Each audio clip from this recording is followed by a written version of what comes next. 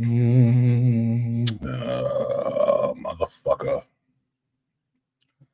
Motherfuck.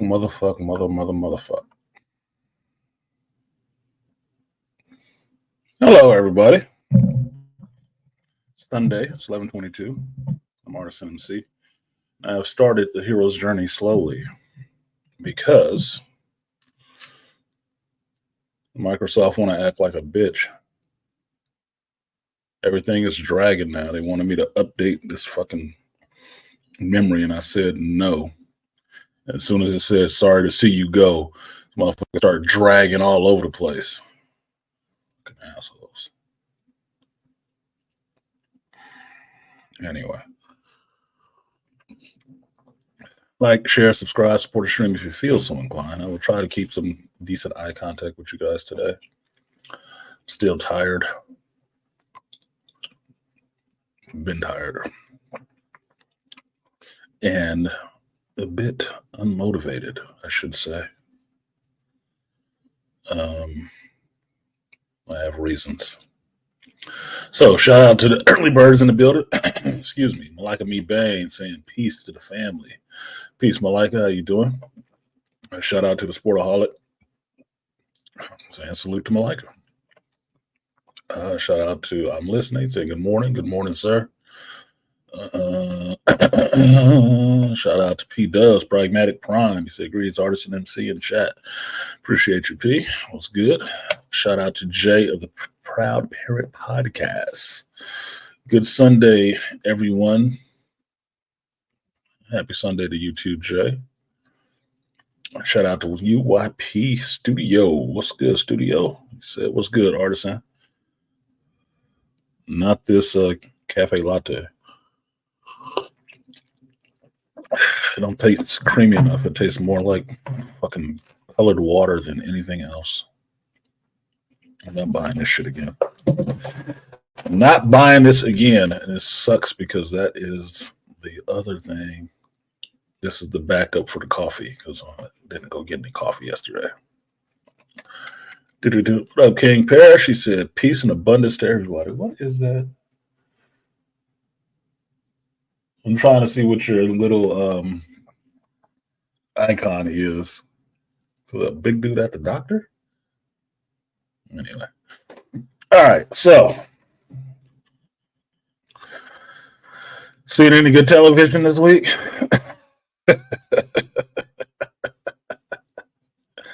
Now, I'm kind of disappointed with myself because I was not able to get my episode 10 of X-Men 97 video edited and put up,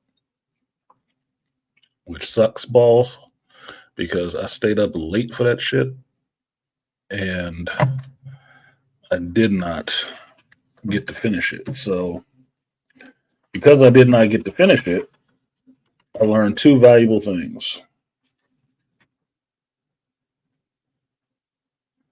Why is this page not ready? It's fucking up everywhere. Learned two valuable things. One valuable thing is I'm probably not going to be staying up till midnight doing any videos for a while because one, I end up having to stay up too late to record it, and it ends up taking more time to edit it because I have to edit out all my yawns because I start the tape and just keep going. I'm tired by the time I get to doing the review. My brain is not functioning fully because it's usually after a long day. And I just end up having to edit out a bunch of yawns, a bunch of me making quirky movements and trying to hold back sleeps and yawns and stuff. It just makes it harder to fucking edit. And I don't have all day or an editor to just sit there and do that shit for me while I go and make the pennies for work for 8 to 10 hours for that day. Or I should say more like 10 to 12 hours for that day. So probably not going to be doing a lot of streams at midnight anymore. The other thing I found out that I found really interesting is that apparently some content creators are my patrons. Because everything I mentioned in that video eventually came out 2 days later. Why did it come out 2 days later when I said it the night I watched it? Because they went back and watched the video. Now you want to call? Should have called yesterday. So why is it? I just declined. Why are you still fucking ringing? Technology is fucking up today. Stupid. So some of the stuff that's in the video will not sound new or insightful to you guys, even though I recorded it that night when I watched the episode. And it's all the points that everybody hit on. And the funny part that I found is that everybody hit on it in the same sequence that I mentioned in my video, which is always telling. Just a little side note. Shows that you listen. Though you ask for credit for your shit, you don't give credit to the shit that you get from other people. Just saying.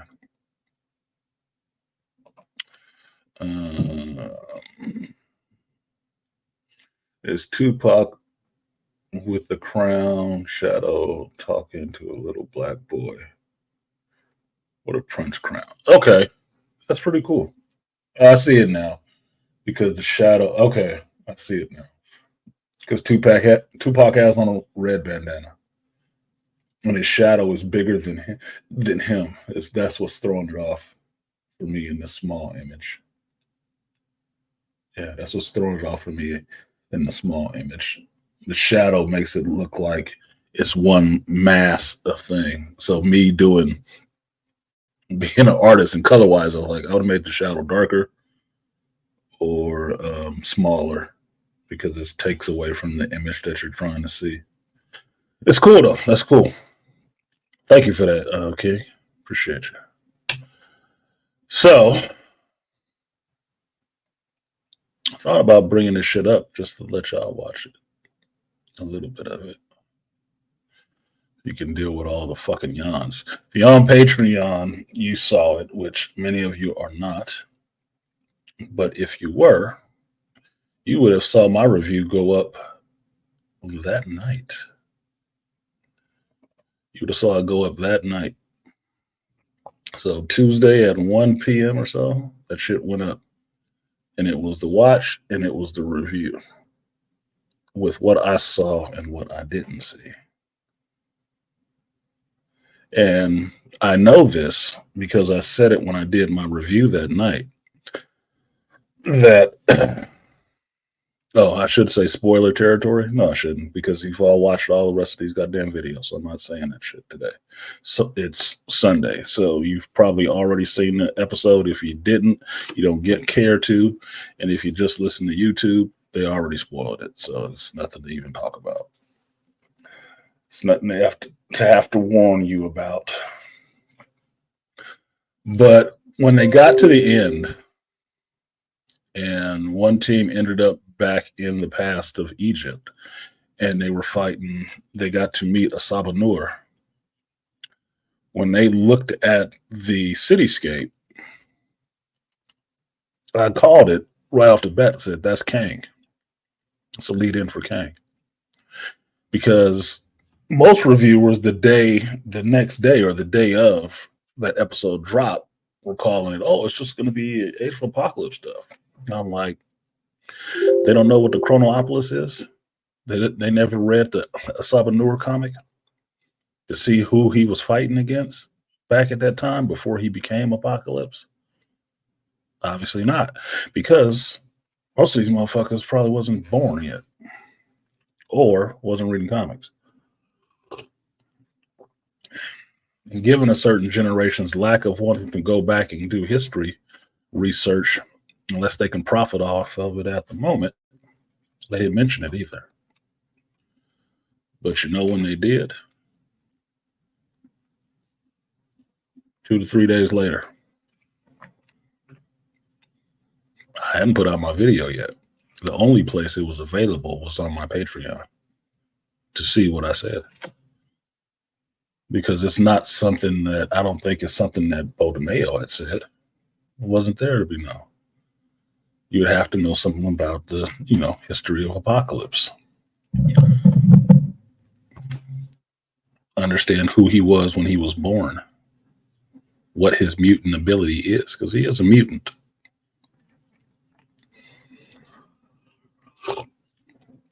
And who he was dealing with back at that time. Everything is dragging today. Jesus. This makes it real hard to do an interesting show when everything is just 4 steps behind.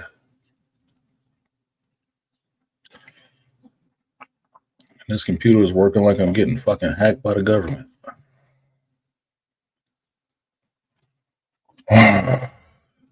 Yeah, JT, what's good? Yeah, Ramatut. Kang. Another name for Kang. So I thought it was real interesting days later when people finally hit on that shit, even though they all saw the same episode. And I know because I actually went back and listened to what other people had to say after I did my review. Nobody hit on it. Nobody called it. Oh well, maybe it was late.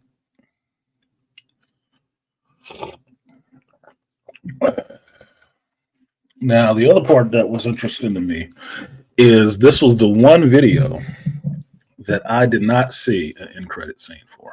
This is the one video that I didn't look for it on. Because initially, I was looking for it in episode 1, episode 2. Nothing came up in the end credits. This is the only fucking video that had something at the end credits. I'm like, well, what the fuck? Why you wait to the last one to do it?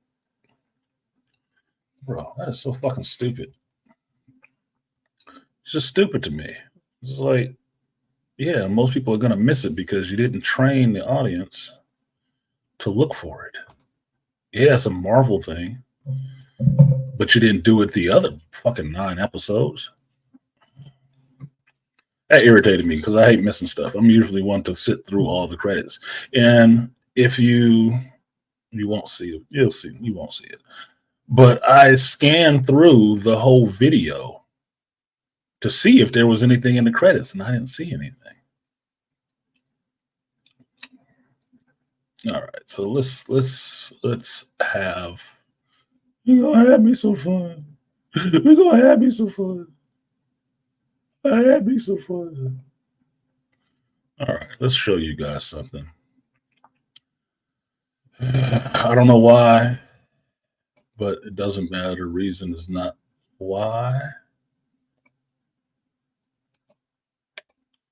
It's just because. All right. So here's your Negro doing my little bit of editing. You can see all the clips and stuff like that in there that I'm going to use. This is me doing the edit. This is the recording. And let's see where we are 6 minutes in. This one is, 30 minutes so far? It's like 32 minutes and I still got more yawns to cut out. I know. Let's see. Let's see what the kid had to say. Let's make it on. Let's fully embrace it. Let's see if it shows up fully embraced. Didn't show up fully embraced. What the fuck? God. This makes no goddamn sense whatsoever. None, Joey. None. No sense. You think nigga had the weakest computer on the planet, which I don't. StreamYard ain't sharing shit.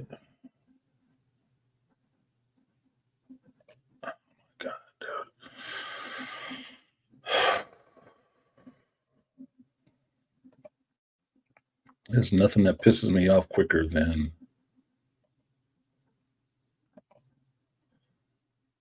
fucking technical issues with computers. All right, fuck it.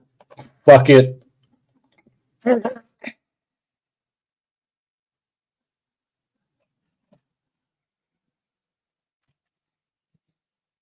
Hourglasses of death. Hourglasses of death. I see what screen I'm sharing. I'm looking right at the bitch. But it's not showing up over here on the StreamYard side. Stupid. Really trying real hard, Ringo. Trying real hard. It has this magnetic shielding from solar rays and all the rest of that. Yeah. But that is not a reset button for everything electronic. That's not how that works. You have to bring new circuits.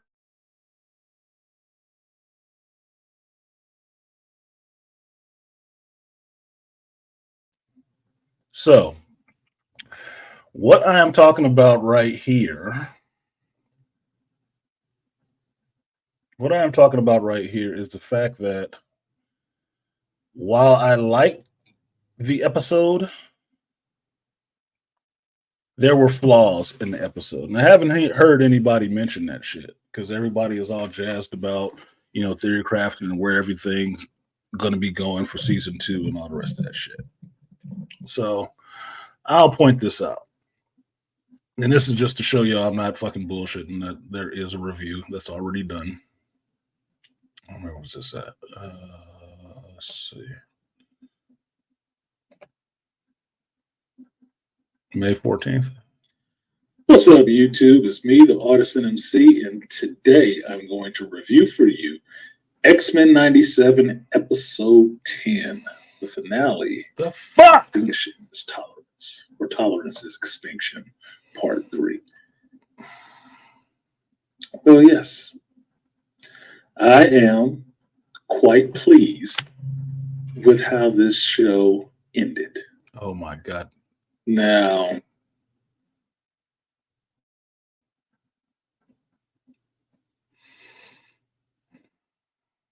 I don't know what the fuck is going on with this goddamn computer today.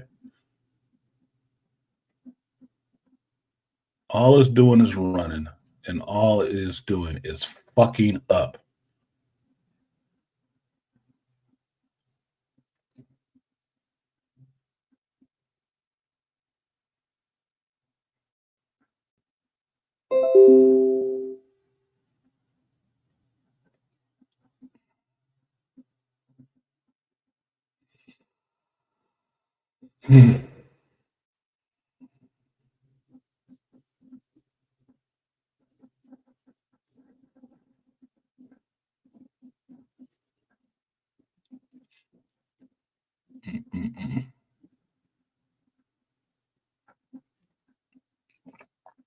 Anyway, as I was saying, or trying to illustrate, the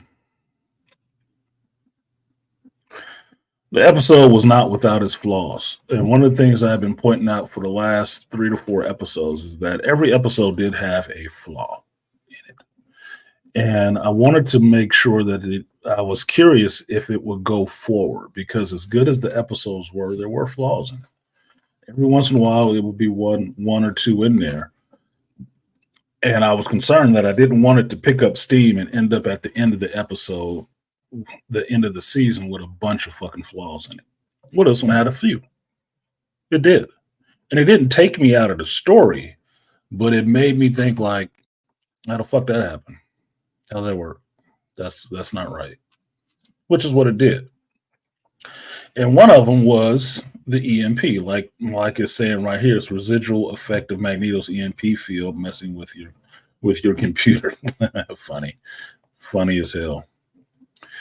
One of which was my problem with the whole EMP thing. Now, I explained it in the video, in the review, is that as far as I know how EMP works, your circuits are fried.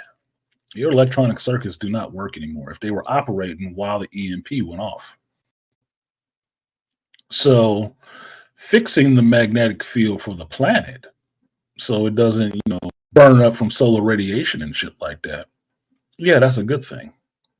But doing that would not power all electronic circuits because they weren't powered by the magnetic field anyway.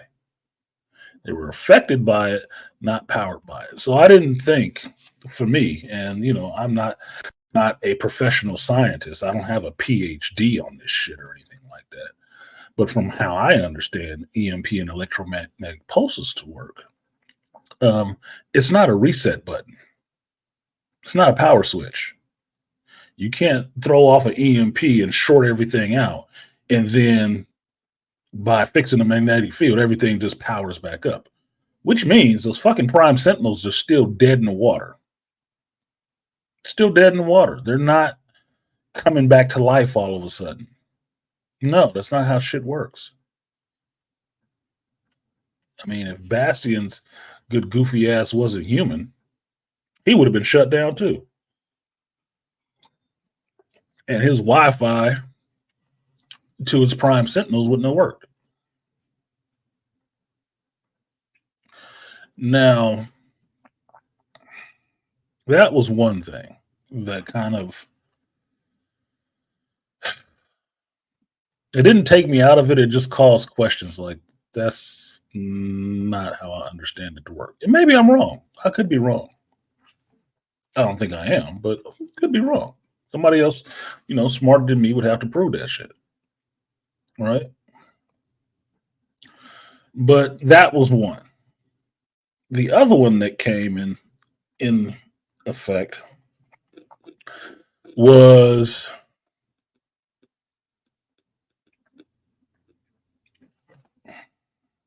Asteroid M having a gravity drive. Why does Asteroid M need a gravity drive? Who built it? Who made it? Magneto? As I remember from reading comics, Asteroid M was kind of cobbled together by Magneto and put up in space to be a base. Now, I don't know where the power source for a gravity drive came from, being that he took it up into space, gravity kind of held it up there, and he brought it down from space. Same kind of thing. I don't remember it ever needing a drive. Like all of a sudden it was a space station or some shit. I don't remember that, but maybe I'm wrong. Maybe he got it from somewhere else and put it together. But be that as it may, okay, fine. It has a gravity drive. How does it work? Now the other thing was they did the shit again, and it bothered me a bit. Where Jubilee gets sucked out into space or near Earth atmosphere and falling through the sky, and Sunspot comes and catches her again on fire. And this bitch ain't burning up. Now he didn't sheathe his hands in fire or his arms in fire. He's still fully flammable. Why is he carrying Jubilee flamed on, so to speak? She should be burning the fuck up. It's not just energy. You know what a sunspot is, right? Like one of the hottest parts of a sun. So he's giving off heat. He shouldn't be able to touch anybody. That'd be like Iceman carrying you around in his arms. You'd probably freeze to death.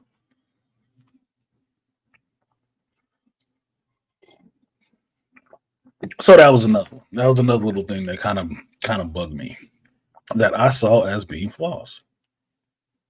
It's just what it is. Now, One of the questions I heard mentioned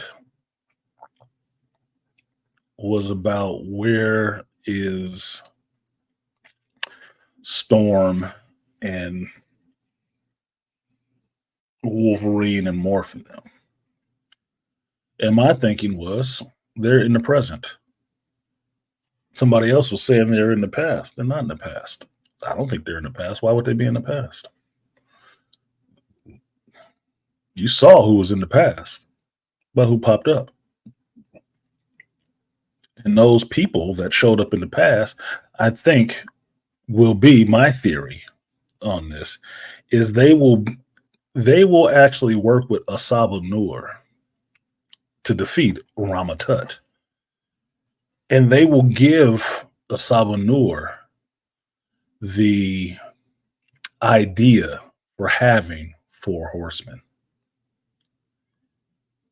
And that what is to come for mutant kind.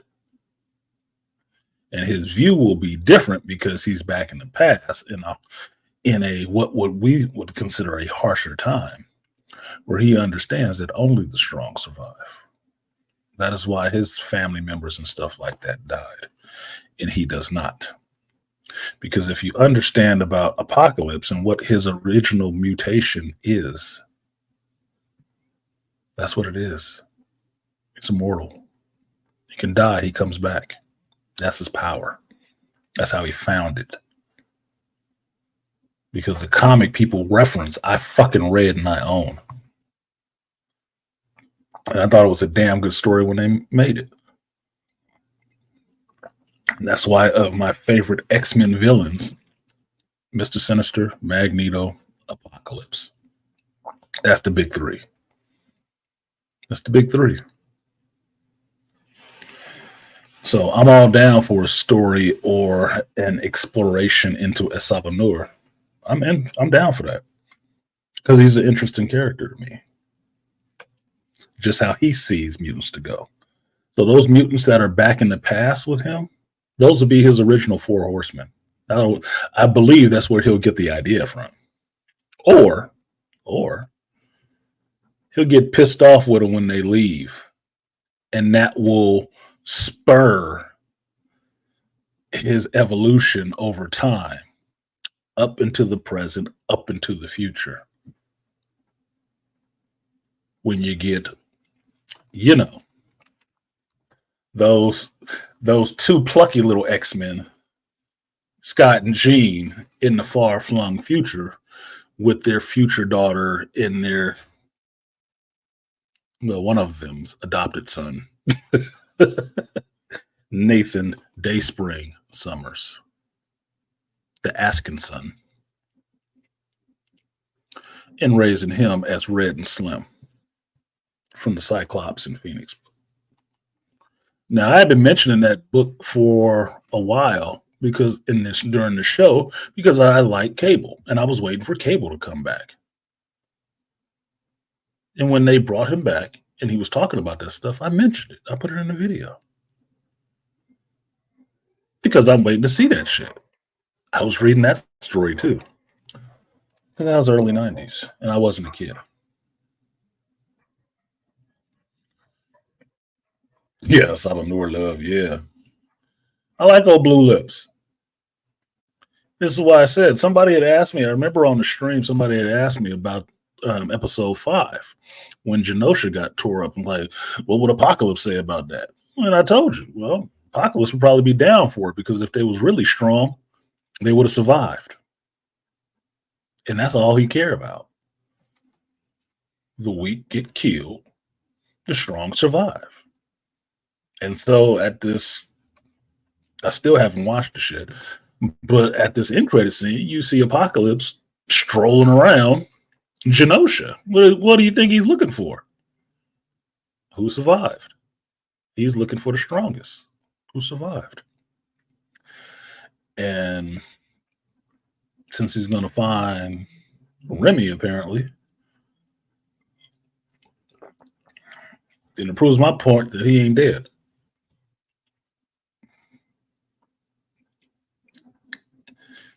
Like Miracle Max said in Princess Bride, your friend is only mostly dead, not completely dead. Otherwise, it wouldn't be shit to bring back.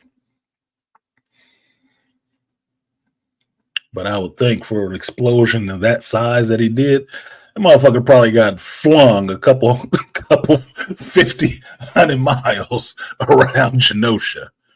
Maybe he landed somewhere soft. Maybe. Hopefully. You know, it's like a drunk in a car crash. And it's not to make light of it, but drunk drivers usually survive drunk driving collisions. Why? Because they the only ones who's loose and ain't freaking out about the shit. They pliable. They body just ragdoll, and everybody else tense and hard as fuck. Yeah. Yeah. Yeah, JT, you probably just a little deep fried Cajun. Little crispy. Little crawfish, you know? Yeah, probably so. He was ground zero for the explosion. He set it off. Look at it this way. It's Gambit's ability. It's his ability. You don't think he'd been close to one of his own explosions before? Now, I didn't read the comic Blood of Apocalypse. I didn't read that comic. I have to go back and find it to read it because I'm interested in that. Because they didn't put Horseman Death Gambit on my Future Fight game, and I'm fucking pissed off because the Gambit I do have on there is pretty good because I got that motherfucker up to legendary. That's my dude, right? But I don't have a Horseman of Death one, which is pissing me off. Like, well, why the hell don't I? But get on the stick. Y'all lagging. Stop giving me all these bullshit ass female characters you redoing. Like, oh, we're doing Quicksilver again. Man, I don't need another goddamn Quicksilver. I'm not even using that one. Too expensive to fucking level up. But this Gambit, oh yeah, I'll use that all day. Just give me another, suit for him. Yeah, I'm hungry now too, JT. I'm hungry now too, because make no mistake about it, running late and everything else, I'm hungry. I'm actually kind of starving right now. But I didn't want to come on a stream eating fucking cereal, eating fucking Raisin Bran in your face. But I didn't do shit yesterday but sit up and eat. I don't know if I'm trying to be a gluttonous ass or what, but that's what I did yesterday. Fucking ate and gamed. What up, Aqua Techie? Now, why do I not think that Storm, Wolverine, and Morph are in the future or in the past? Well, because one, Wolverine is fucked up. He would be of no use in the past or the present. Or excuse me, not the present, or the future. He'd be of no use. The story of Cyclops and Jean in the future raising Cable and telling him the exploits and teaching him about the exploits of the X-Men and shit like that as Red and Slim does not lend to having Wolverine there.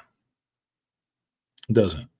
Now, in this X-Men story, this animated story, they've already done Days of Future Past before with Jesus Christ, with Storm and Wolverine. Yes, it's been in the opening credits, but I don't think they'll do that again. It would be more interesting to have them in present times needing to be found by Bishop and Forge and having Wolverine recuperate, being the feral Wolverine, which I'd be looking for because most people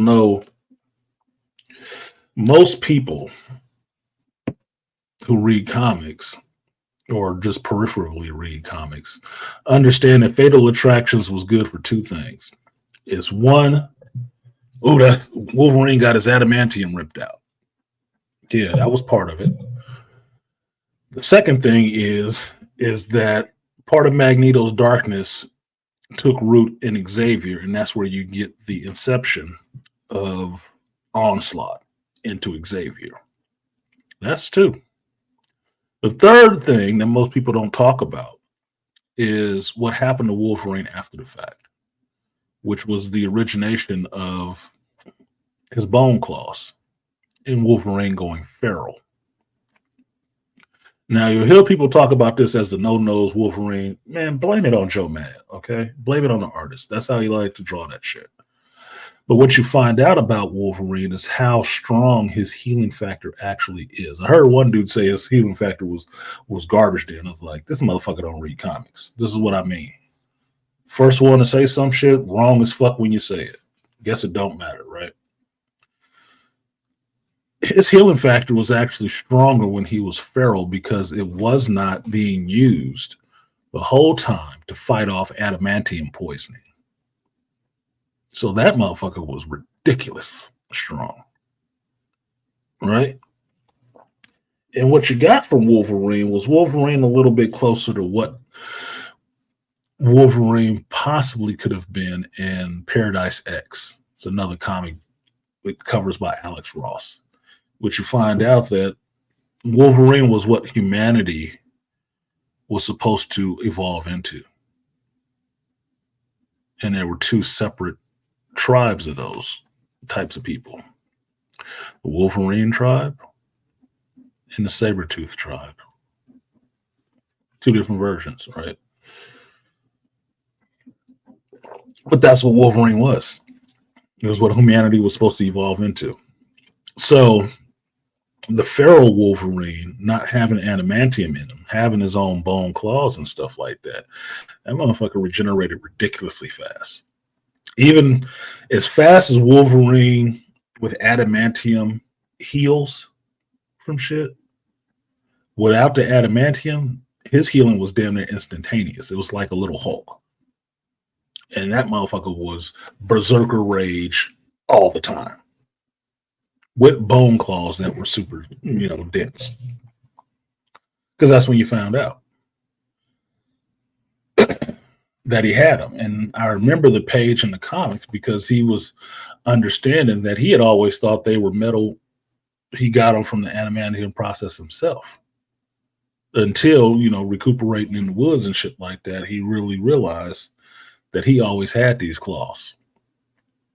And that was kind of the precursor to you getting Wolverine Origins, not the fucking movie, the comic, where you start getting into his past and finding out who James Howlett actually was, who young Wolverine was, how he became Wolverine, Logan, all that, having the bone claws and all the rest of it. That's where you start getting shit like that, which spun into some better stories. So Fatal Attractions, yeah, it served one point, but it spun off into a lot of other stuff that was good for X-Men reading. It was. Yeah, it's not supposedly. That's what it does. Because the reason why Wolverine was given the adamantium anyway was because of his healing factor. Everybody else died from that shit. Right? I think in recent times, they canceled out his healing factor, but he had his adamantium, and what was happening? He's fucking dying from that shit. It's poisonous. Look, any metal inside of your body, outside of the little minute parts of iron and shit like that in your body, is deadly if it's on the inside of your body. It's deadly to you. Like, you understand the term mad as a hatter, right? Where the little bowler hats used to have, not the bowler hats, but the little hats, their hat bands used to have that mercury in it. What was that mercury doing? Leaching into their body. What was it doing? Driving them fucking crazy. Metal ain't supposed to be inside of your body. Not in those doses. Not at those levels. It will fucketh thee up. Shout out to Sportaholic for supporting the stream. The first one dropping the super chat. He said, "Thank you. I'm waiting for X-Men 97 update for Future Fight 2. I was pissed to see another Quicksilver. Where's my Gambit uniform?" Exactly, Sportaholic. Thank you. Somebody else who's playing Future Fight. Man, if I get another goddamn update for another chick that I'm not even playing, I'm going to be pissed off. I'll be pissed. I probably won't stop playing, but I'll still be pissed. But yeah, I don't. And the Quicksilver costume looks dumb as fuck. Him wearing headphones? Quicksilver don't wear headphones? Oh my god, dude. What is y'all doing over there? 9 years, you ain't figured this shit out yet? Stop giving us more girl characters that are stronger than all the dude characters. That's dumb.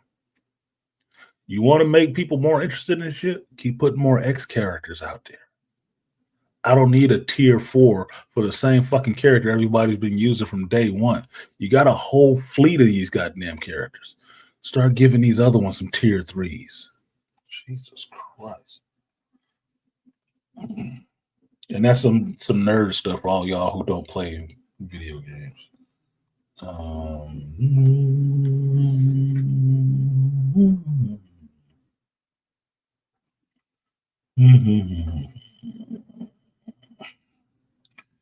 Make sure I get these people who actually supported the stream today.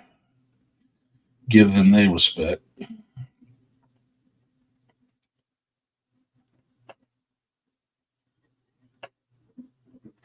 So first one's going to go out to my cinephilic brother, Malika Me Bay. Appreciate you, Malika. He donated earlier this week. And Malika said,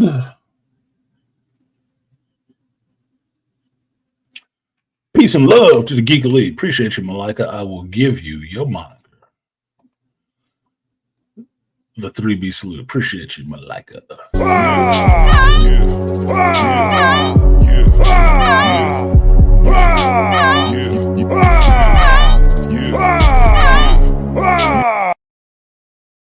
I want to smack that all on the floor. Smack that. Give me some more. Smack that.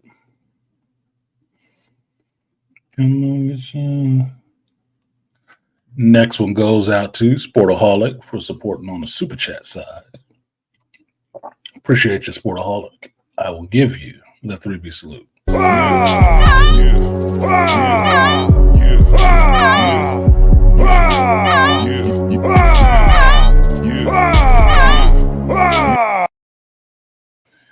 And the next one goes out to the number one wrench, Aqua Techie, supporting the stream. No message. Appreciate you, Aqua Techie. I will give you the guts and butts. Appreciate you, Aqua Techie. Double up.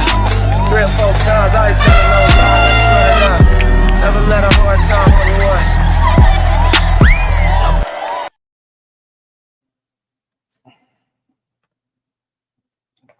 Aqua Techie, baby. So, all that being said, I think Wolverine and Storm and Morph are still in the present time. Wolverine somewhere off in the woods, recuperating, being feral, and maybe Morph and Storm trying to help him. Or, and this is just going off of what someone said that Bo DeMayo has said on Twitter. I don't have Twitter or X, so I'm not following that shit. I don't. I let celebrities have their lives. I don't need to be focused solely on them all day. But from his understanding, there's only 2 time spans that they'll be in. It's either the past or the future. So that means some people aren't there. You don't need them in the future time, and you don't need them in the past. So where would they be? Hiding out in the present, maybe. Went underground to see what the climate of the world was, because in months, Forge had not been able to find them. Maybe they don't even know who the hell they are. Maybe they don't. I'm pretty sure Wolverine don't remember who the fuck he is. He probably adjusting. He probably adjusting real hard to life being a bit different. And him going feral would make him like a lunatic, or not a lunatic, an animal. He would revert to his animal side. That's what that shit meant. He was mostly beast. He was mostly beast. Yeah. So, like Akoteki was saying, adamantium slowed his healing factor. It did.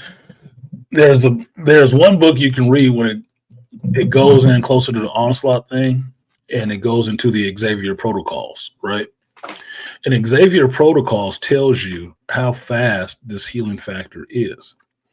And when it gets to Wolverine, it's going over how you kill Wolverine, right? And it goes over it with or without his healing factor. I mean, not his healing factor, but with or without adamantium on him, right? Without adamantium or with adamantium, you probably have to, do something serious, render him down to just a skeleton, right? Some cell saga type shit. You got to destroy every cell, so there's nothing to regenerate. If he doesn't have his adamantium, you have to remove his head and remove it from the vicinity, or else that motherfucker will heal. Decapitation, remove from the vicinity, nuke the body. That's how you would have to kill his ass, because his healing factor was that fucking fast.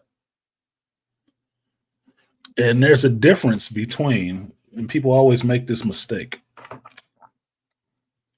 there's a difference between a healing factor and a regeneration ability. This is where Wolverine and Deadpool are different. Yeah, they're part of the same program, different end results. Wade Wilson's healing factor is a regeneration, because Wade Wilson had cancer, which is an aggressive cell growth. Wolverine has a natural healing factor, where certain things, toxins and stuff like that, would affect the body. Just don't. It don't work. That's why he can't really get drunk. He got to pound a shitload of alcohol to get drunk, because his body is kicking that shit off. It doesn't have the effects. That's why he can fight so long and so hard, because he doesn't build up those toxins in your blood, in your muscles and stuff that happen from fatigue. Doesn't happen. Deadpool was kind of given abilities because of his cancer and his experimentation. That's why his body is still scarred. Because if he had a healing factor like Wolverine, it would heal that shit. But it didn't. His cancer became his ability. And his ability is to regenerate from any damage. Anything. That's why he can grow limbs and shit back. Wolverine doesn't grow limbs back. He'll heal, but he won't grow limbs back. See Age of Apocalypse. One-handed Wolverine.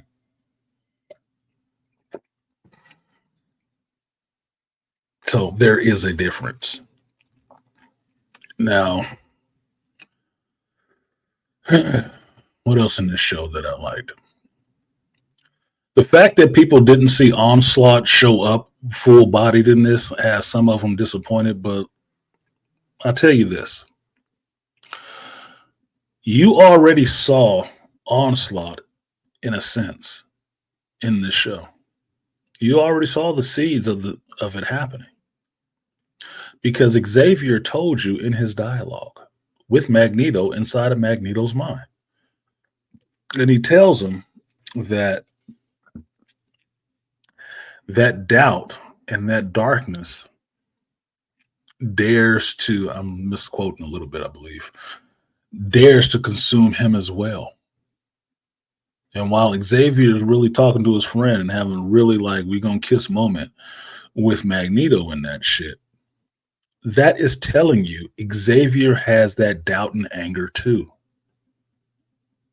And since he and Magneto's minds are joined, they told you that through the whole beginning part of this episode. That's why he was there so long trying to fix Magneto's mind. Their minds were melded together. That darkness, that wave, that water on the outside of the diner that came in and was sweeping them up, that is their mind, metaphorically, merging together. That darkness is in him now. It's already there.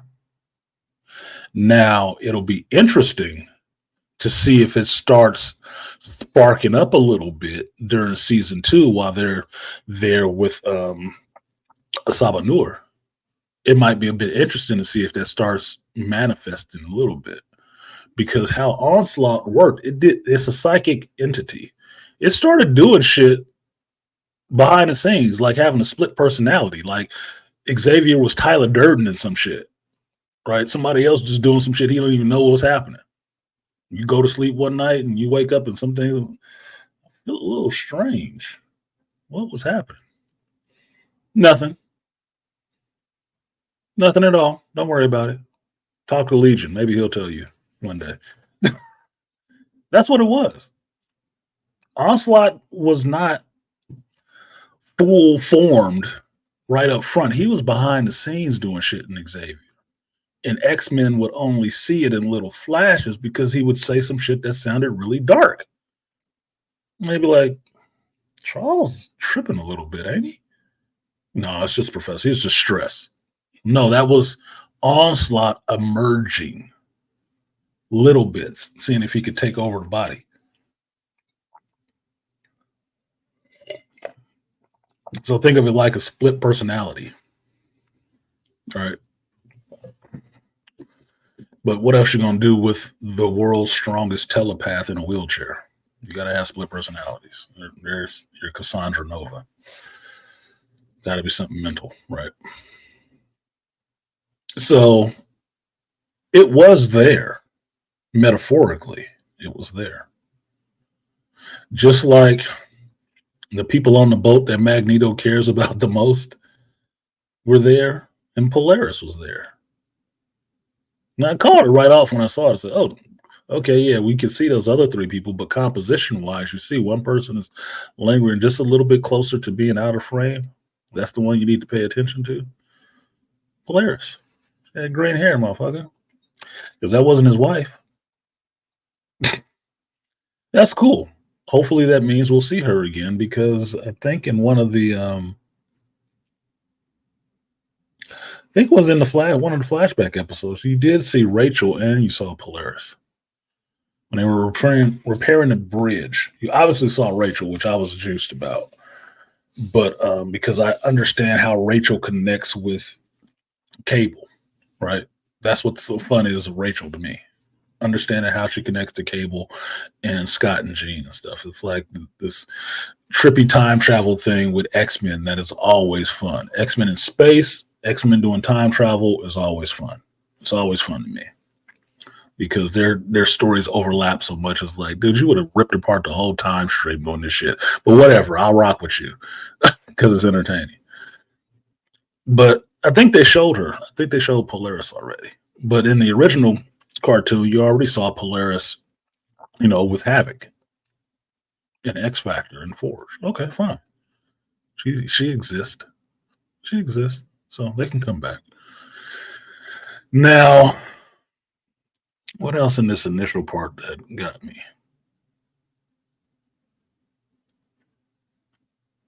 Bastion was a beast, in a sense, and I never read Second Coming. That was me coming back to reading comics because after my buddy Ron passed, I couldn't show up in a comic shop for a while. I just couldn't do it. It was too much of a blow to our little happy band of geeks that being in the shop was very hard, very difficult to be there without that person being there. It was really hard. And I stopped reading comics for about 5 years. I did. And when I came back to reading comics and reading or working or being in the shop. It was right after the Second Coming shit because I didn't care about Hope Summers, and that's kind of what got me back into it because my boy Zach was telling me about how Cable was running through the time stream with Hope, and Bishop had lost his arm to a fucking T Rex and was trying to kill this. I'm like, kill Hope. I'm like, why the fuck do they have to have the one black dude that's cool on the X-Men running through time trying to kill the little white bitch?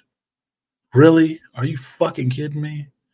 And he lost his arm? Oh my god, they gotta reverse that. That is such dumb writing. That is dumb shit. You could have pulled anybody else from the time stream to do that shit. But you had to use Bishop? Oh, fuck you. It was lame. That was lame as fuck to me. And I remember that's where X-Men was when I came back to it. That shit. That the Second Coming or the New Mutant Messiah was some white chick. I'm like, get the fuck out of here. So when I came back to reading, AVX was about to start. And I started reading that. And Hope was instrumental. Oh no, not the AVX, the Phoenix 5 situation, right? She was instrumental to that. She can harmonize everybody's powers. I'm like, bitch, you just got the abilities of sync. So you killed a black character with this ability to kill a white chick running around with it, and then you get another black dude to chase her to try to kill her. Feminism. That's all that shit was.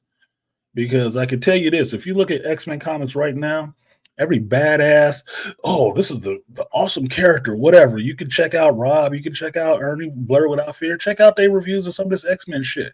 The biggest, baddest character is always a chick. Always. Always just females.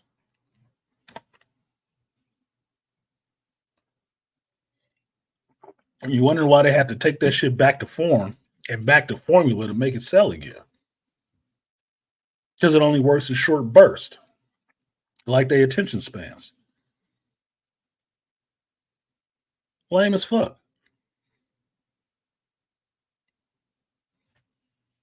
So beyond that little bit,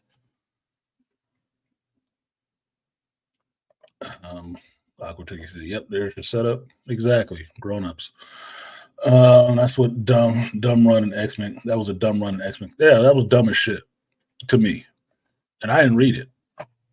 I know that one peripherally because the people who were reading it and complaining about it, I was talking to.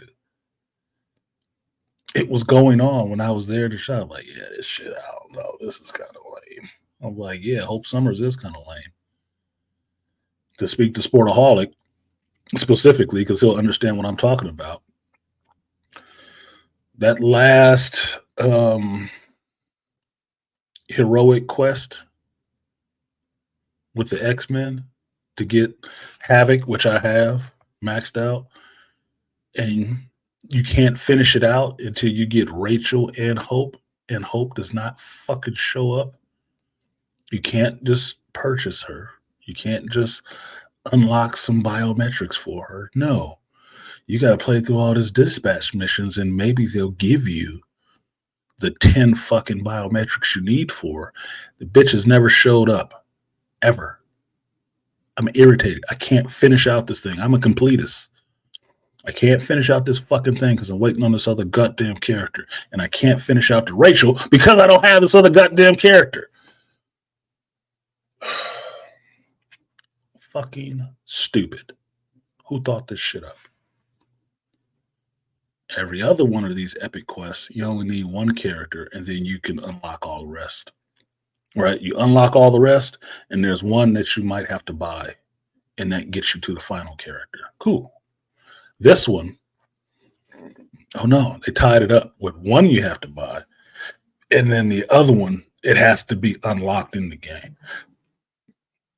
You bought the other character, still ain't fucking unlocked. And I ain't got no biometrics for her ass at all. The way they show you how to do it doesn't work. You just end up spending a lot of fucking cash. And not actual money, but in-game money. So fuck them. Marvel feminist fight. Yeah, see, Sportaholic, no. Look, I'm talking to somebody. If it's not you, you need to get up on some of the shit I'm talking about. But the people I am talking to, you know exactly what the fuck I'm talking about. That shit is irritating as hell. Sportaholic. I got Rachel almost maxed, and I hit a cap on her because none of this Hope Summer shit drops. None of it. It doesn't drop.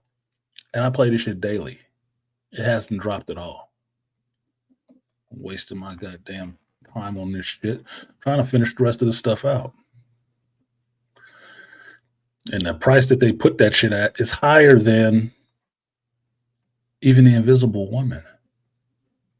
What is it, like 7,700 crystals or some shit like that? Like, fuck you. I'm not giving you $50 for that shit. Get the fuck out of here.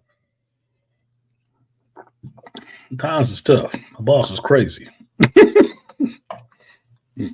Fuck you. So because of that, I can't get that final character that's on there. I forget which one it is. So instead, I went ahead and got Richard Rider Nova, which I'm happy about, but I don't like his moveset. The X-Men have always had the best female characters in Marvel. I would agree. The elevation of whack-ass Avengers women have unfortunately soured Marvel women. I would also agree.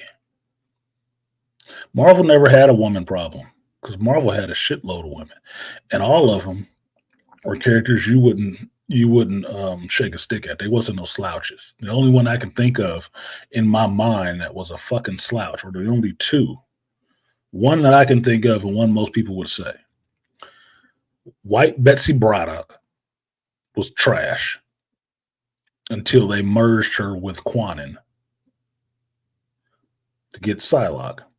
And then Carol Danvers, Captain Marvel, which most people would point to. That was it. Most of them other characters, like even Sue Storm, you don't fuck with Sue. You do not fuck with the Invisible Woman, motherfucker. That'd be a terrible way to die. It would be. It'd be a terrible way to die. Because if you want to put it on a scale, put Sue Storm up against Jean Grey. Telekinetics with invisible force fields and shit. And see what the differences are. Keep fucking around, both them bitches are flipping to some other form on you and go crazy.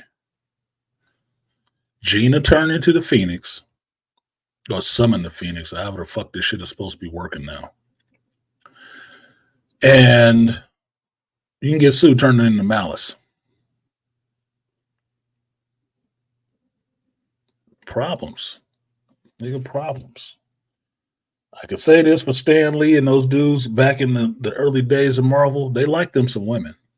And they didn't like weak ass women. But it makes sense that they didn't write women that way. Because these were dudes who were actually in war. They actually went to war. You know, they wasn't believing that it's a use your words, you don't have to fight. No, they understood fighting very well. They understood what rallies people around and how people respond to leaders and people who will always pick up the good fight because they did it themselves. That's why they could write good shit like that. The reason why you don't have a lot of good writers right now is because they don't understand that shit. That is not their mindset. If you want to punch somebody in the face, there's always something wrong with that. No, it's not always something wrong with that. Sometimes it's deserving. And that is the only response that's required. That is the appropriate response.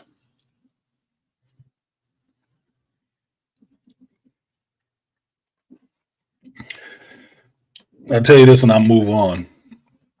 I heard a story the other day. My friend told me a story, and this is HVAC Steven, and he was telling me about one of his friends, a black dude, I don't know. Nobody's from the Bay Area, so they don't know.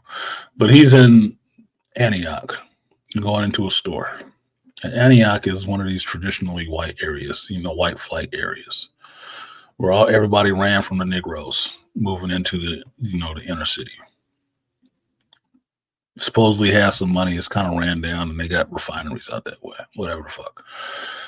But he was going to a store. It's a black dude, and an older white lady was coming out. And he held the door for her.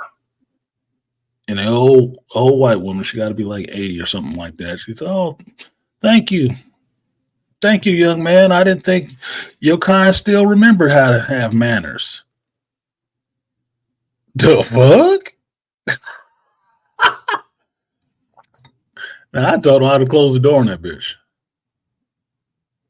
His friend had it a little bit more diplomatically. He was saying, "Oh yeah," he made a joke about it or some shit like that. That's where some people are. That's where some people are. Some people don't understand shit. They just don't. Because that is not their perspective. Now, in that situation, I think that woman would have been right to get slapped in the fucking face. Your kind, you people. It was one of those Aquateki. Your kind and you people. Now that would have been slap in the face worthy. But would he have done it? No, because he's still a black dude. And her comment would have stand because he slapped her ass in the fucking face. They would have called the police. And then he would have been one of them kinds. I'd have walked through the door and closed it on her ass. Oh, really? Okay. Some responses are warranted in that. I bet a black woman could have slapped the shit out of her. Bet she could have. And gone on and did her business for the rest of the day. When two protections come into a conflict. Beware vaginas Tindo console. Vagin Tindo console. That will disappoint your game playing experience with feminist Mary Sueism. It does, but I told you, I played a Division. Y'all saw me playing it yesterday. I played a Division 2 a lot. And almost every prominent character in that shit, outside of the ones you're supposed to hate, which are white males, are females. They're the ones giving you the missions. They're the ones in charge. They're the ones you have to go back up, all that shit. I was playing this part last night on Coney Island and listening to the dialogue that recorded for this chick who's in charge of these other male soldiers is just a cussing ass. Just a cussing ass. This doesn't sound like anybody who could have been in the military. Updates. That's what that shit was. A bunch of fucking updates on my computer. And it was bothering me a little bit because her voice and that voice dialogue was taking me out of it. It was taking me out of the game. Like, this bitch is annoying. Where is she in this part of the game so I can put her down? Annoying as fuck. Like, they could have picked somebody else. But this dialogue is irritating, and the way her voice sounds is irritating. And it's just dumb shit. Just cussing at all your soldiers like that. You would never have anybody following you. You would have got some friendly fire and a story made up about how you died. No. Not no elite troops. Hell no. No. You wouldn't have made it. You wouldn't have made it through. Wouldn't have made it through. But they do. That's what's in Division 2. There's women all over that motherfucker. All over the place. And most of the people that would attack you is fucking women in costumes and shit like that. So I'm like, apparently this game don't give a fuck about you, deleting fucking chicks. Because they the main ones. Okay, I didn't make the shit. That's your faux pas. That ain't mine. But anyway, moving on. Back to the land of the X. Silence. Like, look, When I ended that mission last night, I was happy because that dialogue and shit was over. And I'll probably never replay that mission again unless it's part of a daily because her dialogue was so fucking cringe and irritating. I don't want to hear that shit. I don't. Jesus Christ. Acolyte got a new trailer out. I'm not watching. I can't bear to watch that shit. What up, Andre? 4016. You might as well just go ahead and put the maple leaf at the end of your shit. It's YouTube. You don't have to use the number at the end. So, what else on the X-Men 97? I really liked the way they left it. It was a good show. And JT, I don't know if Chris ain't watched this shit yet, man. I need to call him up and cuss his ass out. Because my boy Steven, HVAC Steven, hadn't watched it yet. He said, oh, it's on the list. I was like, motherfucker, what are you doing with your life? Working? Fuck with my boy. Like, it's 30 minutes once a week. Man, if you don't go ahead and bend on this shit instead of asking me about all this dumb shit you watching. I saw both Stevens in the same day. FD Steven and HVAC Steven. I saw them both in the same day talking about the same shit. And FD Steven made me laugh because he was watching some show. And he was embarrassed to tell me what it was. I told him, you ain't gotta be embarrassed, man. I don't judge. I worked in a comic shop. You know what? I know what dudes reading proclivities are, dudes. Like I don't judge. It's what you into. You like peanut butter? You like peanut butter, man. What the fuck? What do you want me to do about it?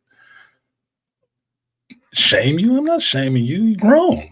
What the fuck you want to? I told y'all before, I had customers that I shared customers with the porn shop. Okay? On a Saturday, a dude would show up and get his comics and go right to getting his porn and go the fuck home. It don't matter. And I could tell from what he liked to read. I don't judge. That's not my job. I was a retailer. I am not the judge and jury on this shit, dude. You get look, whatever. Like, oh, what's this episode about? Damn, these fucking Japanese people is a trip. Anyway, $9.95. Chris has to wait until it's all done. And for Myra, look, do I gotta get on Fidel head to get his ass to watch this shit? Oh, married couple. Sound like Zach. Zach can't watch shit if Jonah ain't watched it yet. And that's what FD Steven was doing. He was watching some shit with his wife. He couldn't watch this other thing yet because he was watching some stuff with his wife. And he was embarrassed to tell me about the show he was watching with his wife. I said, dude, I watch all kind of movies. You ain't got to be embarrassed. Just tell me, what is it? I might want to watch it. I don't give a shit if it's some touchy-feely, lovey shit. I watch all kind of movies. I am a cinephile. My movie watching is not limited to geek stuff. Action. No, I watch all kind of movies. Foreign, it don't matter.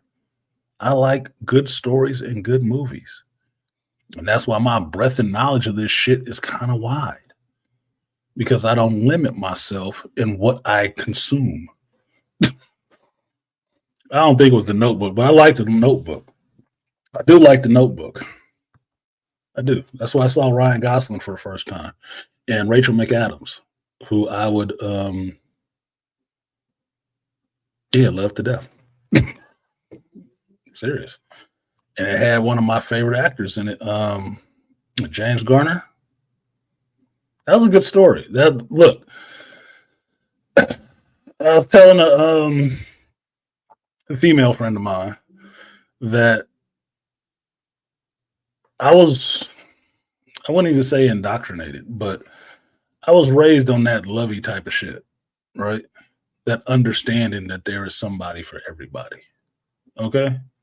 So that is part of my core belief. I believe that. It's not that big of a deal for me to watch some movie about somebody being in love with somebody and wanting them to remember that shit because I know it happens. I've had it happen. So why would I be adverse to that shit? That's why I have the children I have. Reason why, right? Reason why. Because even my son's mother, there was a time I loved her fucking stinking panties. There was. Couldn't wait to see her. And there is a time where I don't care to see her. It's just how shit works. Just how shit works. So I remember watching a Notebook with Ford's dad, G.I. Joe. Watched with him and his wife, CZ.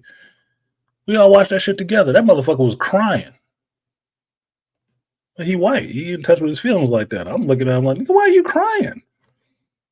It's so emotional. Yeah, it's a good story, but we don't cry. We like the Fremen over here, man. We do not waste our water. We do not waste our water. Water is precious. No, what are you doing? He was crying. I watched it and thought it was a good story. It was. So what? Now, it wasn't the Notebook noir, but it was something. It was something French or something like that. I still got to try to pry the title out of it. Maybe when you watch this, he'll tell me what the title was, so I can go back and watch it. Because his wife is cool. His wife is cool, right? She has some decent taste in some movies, right? And apparently, she likes my take sometime. I'm like, why? I cuss a lot. What is it? What is it she really likes? I'm concerned. So I suggested something they could watch as a family with the daughter and everything, right? And not have to worry about it too much. And I told them, you can watch that X-Men 97. It's a cartoon. It's only 30 minutes. And then, baby girl can watch it too. It's a cartoon. She ain't gonna recognize, she ain't gonna understand some of the other stories. She's too young for that shit. Just watch that shit. Where's it at? Disney Plus, man. Disney Plus or Hulu. You can binge on. It's only 10 episodes. You can get in and out. You're good. So, yeah. Mark said, okay. It's like, bro, you could have watched 1 through 5 and then waited. Not like you gonna binge all 10 on the same day. Exactly. What is Chris doing, man? Chris is Chris. That's why I told these folks that how we was giving them shit that day we went over there. He started watching episode 1 and 2 and stopped. Like, what? What? Oh, crack the bottle. What the fuck is wrong with you? Watch this shit. Catch up, man. It's not me. I'm trying to be the artsy one. I will watch it in bulk. I will not consume it once a week. I will watch it in bulk. You miss out on the fun that way. Because best believe, when this House of the Dragon comes out, they ain't dropping that shit all at once. They're going to drop that shit week for week. And you know what's going to happen week for week? People's going to be on the edge of their fucking seat week for week talking about what can happen. And if you, somebody like myself who does YouTube or makes content on this shit, that's good for you. It's good for you. Because you can milk that shit week for week and talk about it for a week and get your excitement all up. This is what it's like to be a kid in the 80s when stuff only came out once a week and you would have to wait a whole 7 days before you saw the next installment. That got your anticipation up. That's why we have more classic shit from the 80s and 90s than you have nowadays. You know why? Because they don't follow that format nowadays. They want to drop shit on you like a baby with a dirty diaper. And that's what it is. A baby with a dirty diaper. It's just shit wrapped up for you in a package. Like, oh my God, this is a mess. And I had to look at all of it at once. Holy cow. I don't want to watch this ever again. Like Rings of Power.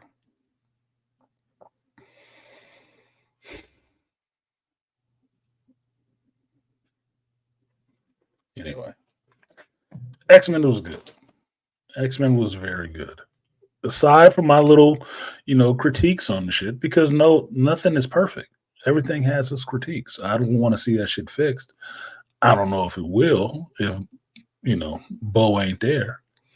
But apparently they got your scripts, they paid you, nigga. They just gonna do it the way they want to after this. Okay.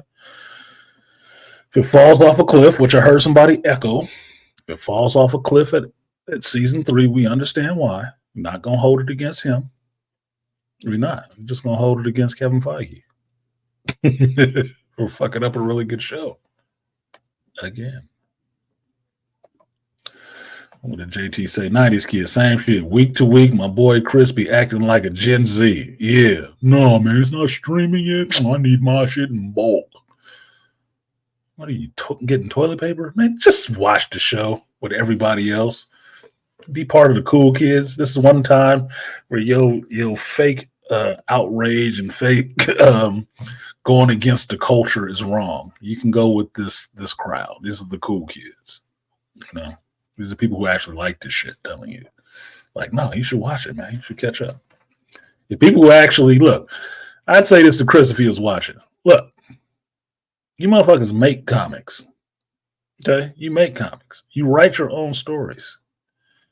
People who actually write comics, make their own stories, and have a good taste for this shit is telling you should be watching this right now.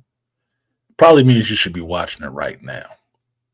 It's not like, you watching The Bad Batch? Man, I ain't trying to go back to that piece of shit. Not that. Because he was watching that shit. I don't know why. I still haven't finished it. I can't bring myself to. I can't. I was bitching about it when FD Steven asked me about it.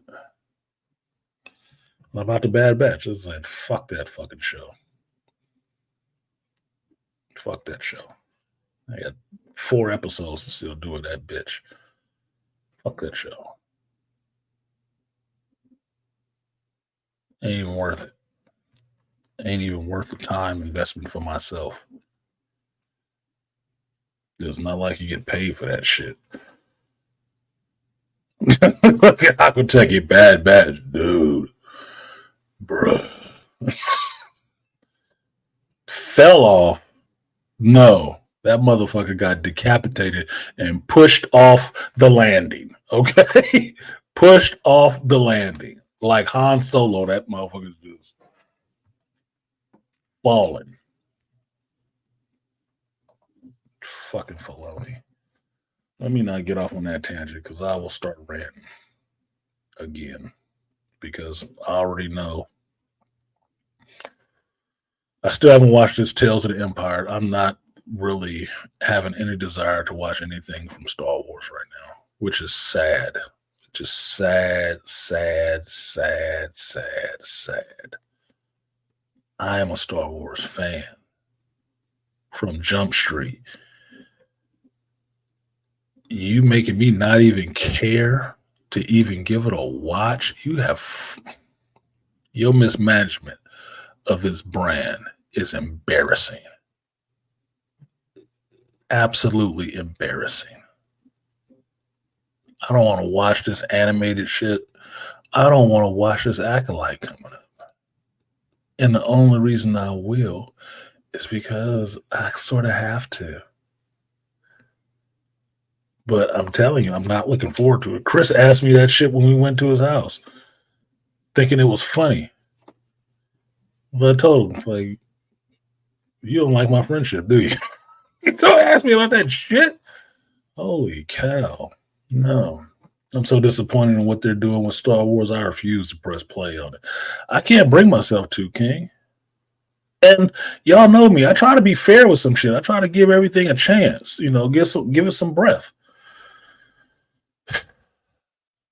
Look, man, put the blanket over that little baby. Y'all have done too much. This mangled little piece of shit that you produce, no, man. No. You're not missing anything. I didn't think I was. I did not think I was. I knew who was behind it. I saw what they did beforehand. I'm not expecting anything from the rest of this. Not even enough to try to look at it and try to pencil in a silver lining on it. No, I don't want to watch it. I have not watched it, and I've known about it for at least a week and a half. I'm still not watching it. They have ruined Star Wars for me. And that's what their plan was. Because remember, they want new fans. They don't like us old ones, the ones who built this brand up to what it was. The reason you were had to pay a billion something dollars for it to buy. No, they don't want us fans who built that shit up. No, they want these new people who don't pay for shit. Don't know the difference between shit and apple butter, to use an old man term. That's who they want. You got it. You got it. Thankfully, as I've said before, that has been echoed. At least I have the old stuff to look at. At least I have my originals to look at and watch and remember when this shit was awesome. Because this is not it. As bad as these motherfuckers want to talk about Rebel Moon and what it's not, comparing it to Star Wars. Stop comparing it to Star Wars. It's not. Because this Star Wars shit is garbage. And if you want to compare it, ask yourself, is it better than this recent Star Wars stuff? And I would say it is. Even using the Seven Samurai story as a skeleton, at least it's better than that shit. At least it's better than some of this other crap that you got from Star Wars. Only thing I can tell you right now, only thing I am looking forward to watching is Andor Season 2. That's it. If they said they were coming out with a Mandalorian 4, I wouldn't be interested in watching it. Because I know how they fucked over Jon Favreau so badly. There ain't shit coming out from Star Wars that I am interested in seeing. None. Not under this regime, not under this veil of darkness that's fallen over the empire, over the Star Wars universe. No. You better find a new hope. Because this is not it. This is not it for me. Not visual, not animated, not even books. Ruined, soured the whole universe. Which is, this is how deep it goes for me. Star Wars would be the one that I held to and held up as being the best universe out there going in geekdom because of its continuity, because how tightly knit everything was, how good the story was, how much quality went into everything they did, from video games to books to all of this stuff was very well done, very well crafted and overseen. That has been lost. Not even lost. It's been pushed out the door, shot in the back of the head, and kicked off the fire escape. It does not exist. It does not exist. They might as well take Lucas's name off that shit because they ain't doing shit Lucas did. It's a hollowed out fucking husk that an opportunistic infection or a fucking xenomorph has decided to have babies in and spurt them out into the world.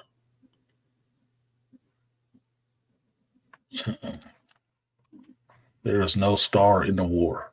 There ain't even no war in the Star Wars. Fuck you. Yeah, Rebel Moon stands on its feet quite well. No association with Star Wars is necessary. No, the only association for me it has with Star Wars is the fact that, hey, this was what he wanted to do for a Star Wars movie. That's it. That's where the similarity begins and ends, outside of the fact, oh, yeah, the laser sword, that's kind of a lightsaber. It's not a lightsaber. It's a sword that heats up. Moving on. It is the Seven Samurai story.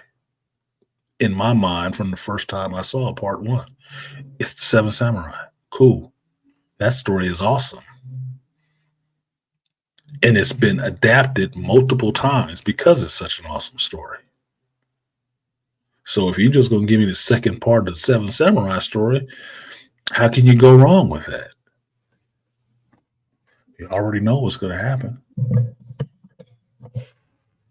But if you want to get a little bit more creative and more expansive into this world with creatures and shit like that that didn't exist before you made this show, this is a whole new universe. Yeah, do another one. I don't give a shit. They're going to pay you for it. Do it. Because now you can get into something else. Look, everybody was sucking James Cameron's CGI penis for doing the first Avatar movie, which was nothing but fucking Fern Gully. But you let him pass because the special effects was good. Okay. What did he do for his second trick? Did he get another movie? Yeah, basically Free Willy, right?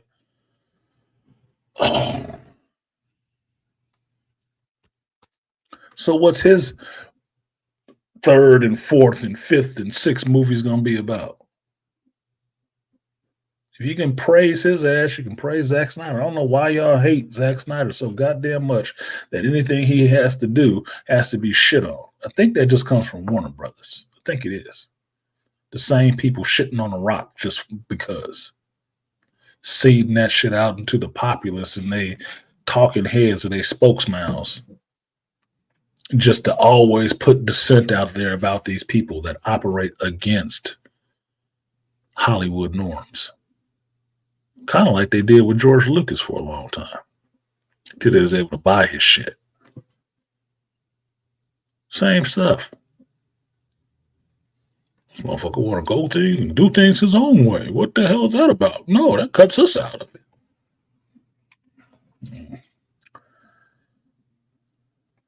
Yeah, that's what JT said. Rebel Moon 1 was disappointing. Part 2 was slightly better. I still watched 3 though. Yeah, and your thing, and that's the thing, JT.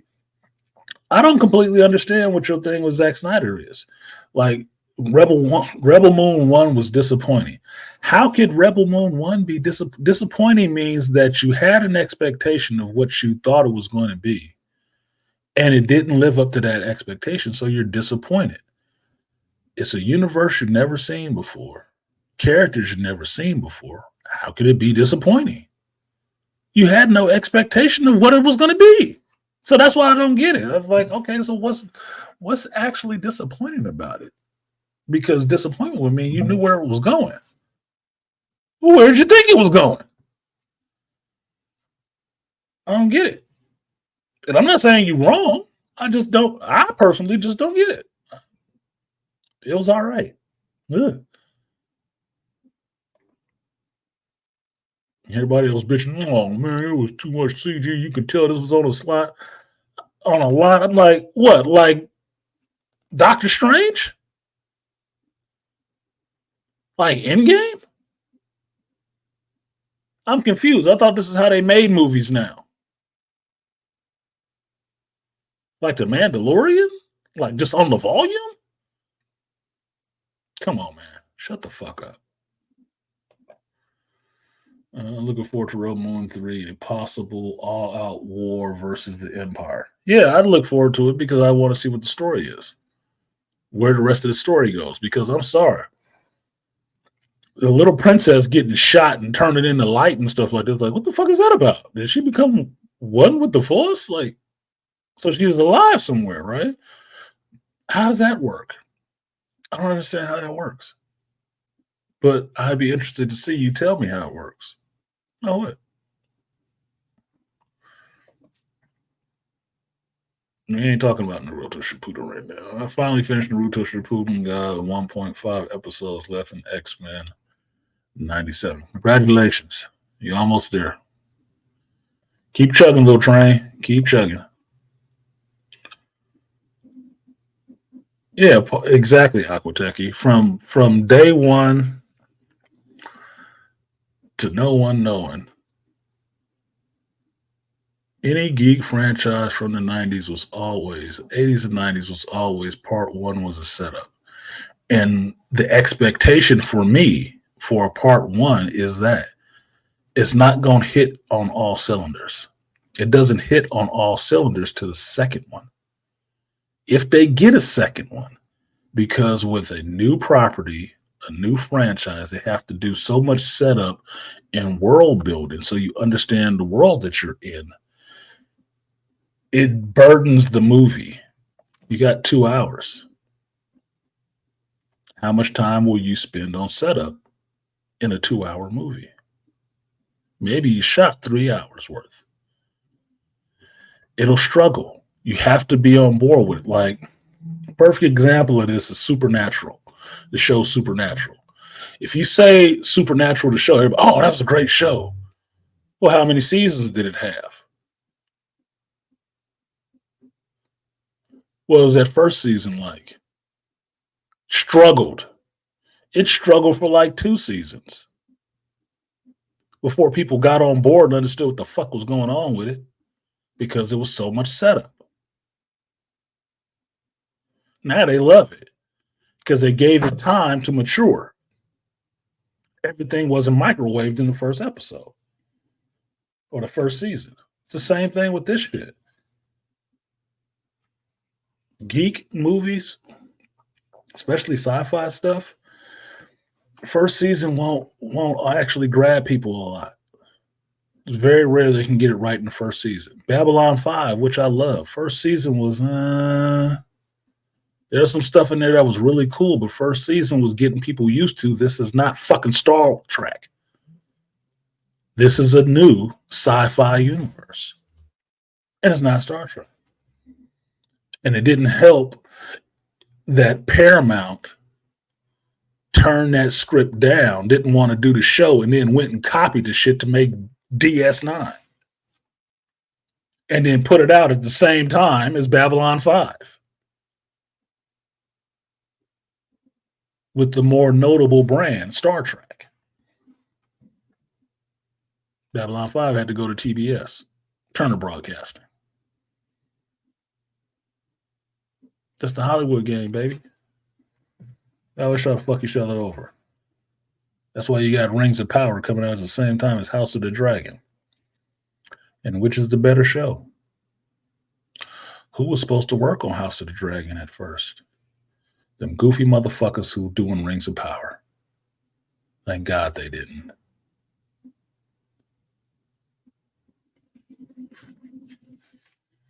They went and bastardized Tolkien's work. That had that motherfucker. If there was an actual what was that movie came out recently, Encanto or whatever, the Day of the Dead, where all the dead come back. Tolkien would come out his grave with a double-bladed axe and a flaming sword, like a goddamn Balrog, and start killing them motherfuckers. He'd be deleting them for doing that fucking show the way they did.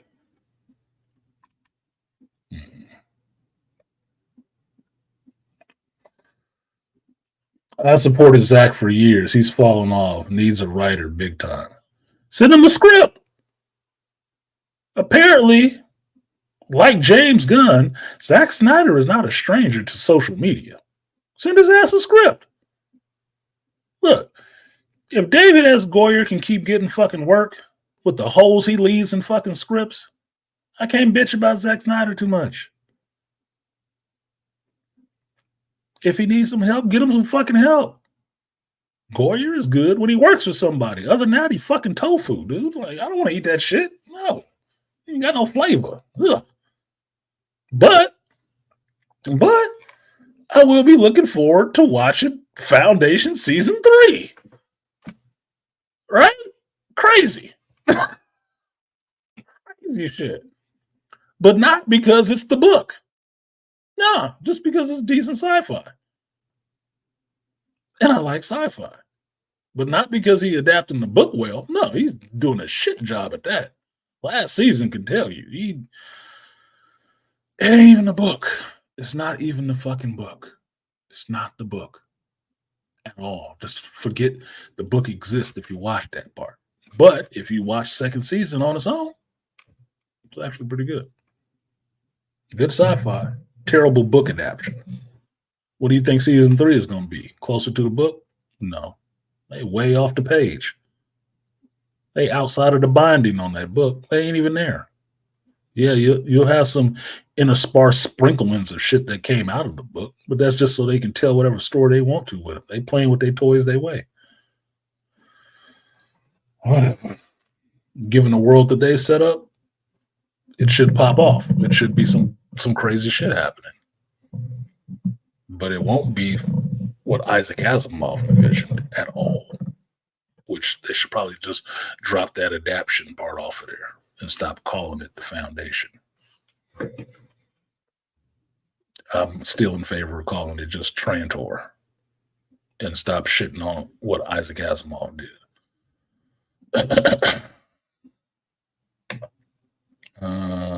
Gotta knead the dough and let it rise before you can start making pizza. Exactly. Some of this stuff takes time, and you have to understand. Well, you don't have to understand. I hate saying that. I hate people saying that shit to me. Just understand this. Imagination is in short supply nowadays.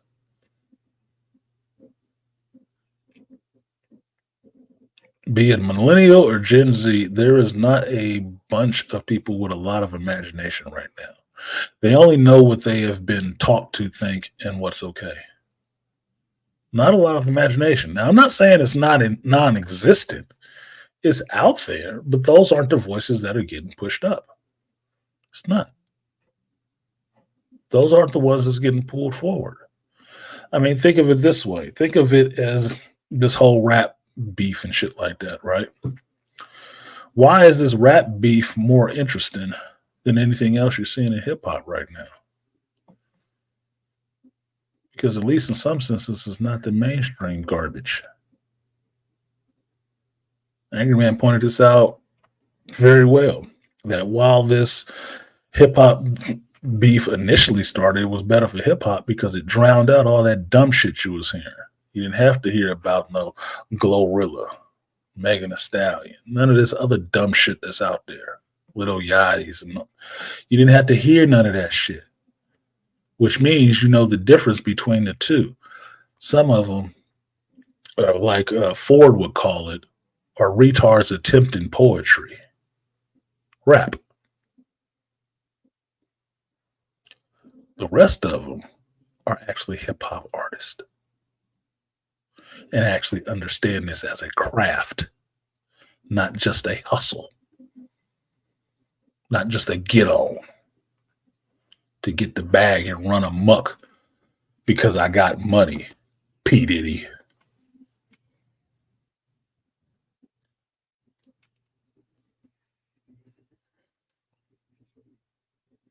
There's a difference. And since we are so bereft of imagination nowadays with streaming content and bulk drop off of shows and somebody's regurgitated shit all at once, it stifles creative energy, I would think, more than anything. It stifles creative ideas. Because in an age where you can't even say certain words, like I just said killed on here. I'm not supposed to say that on YouTube. You're supposed to say something other than kill. Deleted or something like that. How are you creative if a hand is over your mouth and a hand up your ass the whole time, telling you what you can't say and then how to say it? You're a fucking sock puppet.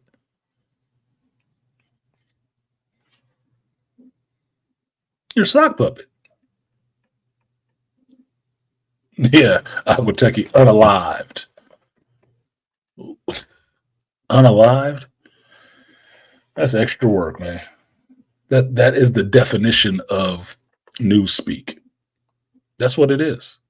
That's all PC language looks to me because I've actually read some books. That's all I hear it as. It's using words that are not accurate and keep you further away from saying exactly what the fuck you actually mean. That's why I'm a fan of profanity. Profanity actually gets to the point. This is bullshit. What is bullshit?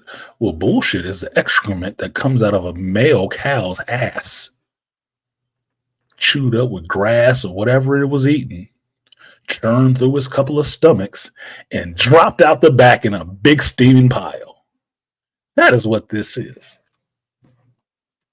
Look it up. It's easily definable if you've never personally seen bullshit. Unalived, just say dead. It's okay. It's a word. One of our popular characters nowadays has it in his name.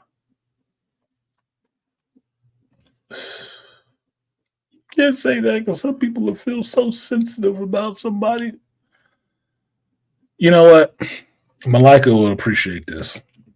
One of my favorite actors from some movies that I liked died this week at 92 years old. And Dabney Coleman, RIP to him, is dead. Now, I'm sure his family is disappointed about that. And his fans, me being one of them, are disappointed about that. Yeah, sad to see him go. But he was 90 fucking 2. He had a long career acting. Did movies that I love. Not the least of which, War Games and Cloak and Dagger. Not the least of which, because Jack Black always escapes. I don't have to take that from you pig-eyed sack of shit. Oh, Mr. McKittrick, I'd expect something a little bit more of a man of your education. He's done some great roles. Comedy and some other shit. But he is dead. Not unalived. Dead. And I don't see the problem with saying that shit directly. Well, my channel don't grow. But it is what the hell it is.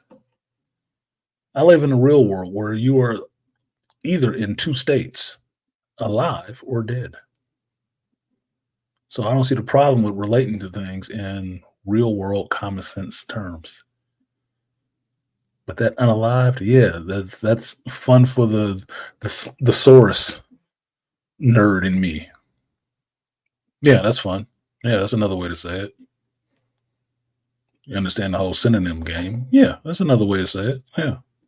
Well, why do I need to? Why would I not use the most effective word for the task instead of using the most indirect word for the task? That's politics, game plan, bullshit. I don't have time for that.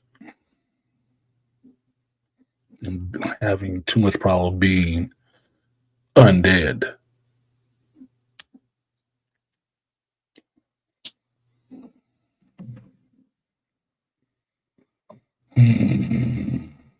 Young Doctors in Love to Cloak and Dagger and War Game, classic 80s flicks.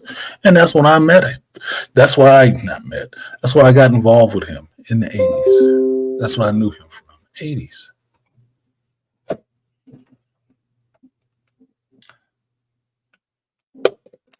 And I liked the work that he produced then. So understanding who he was when it says, hey, 92-year-old man dies today. Yeah, I know who that guy was. I got a lot of good entertainment out of his acting. Will be missed. No different than any other actor, musician, or whatever that I've had. But I'm not going to use no softball-ass terms to describe what happened to him. There's no point in that. It takes away from what you're actually supposed to actually feel at this thing, at that moment, which is a sense of sympathy for his family.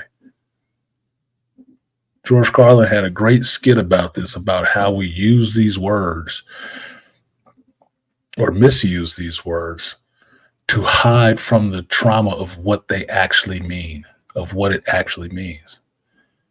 And I don't know about you guys, but I'm a man. There is no point in trying to hide from things. There's no point in that, especially if it's something that exists. You're either going to stand up and face it, or you're going to be hiding forever.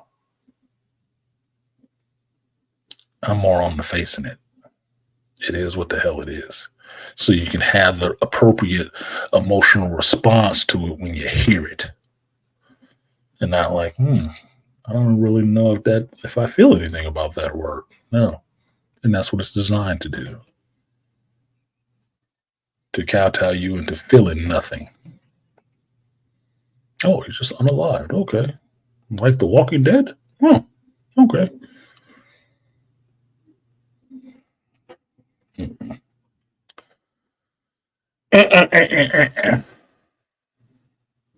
So anyway, like, share, subscribe, sports stream if you feel so inclined. We're 2 hours in. Last hour. I wonder if Malika you still at work? Or are you home free? You might still be at work.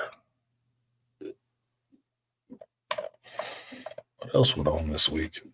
I only watched X-Men this week. I didn't watch a lot of TV. I was too busy with fucking work. We are in our season of craziness.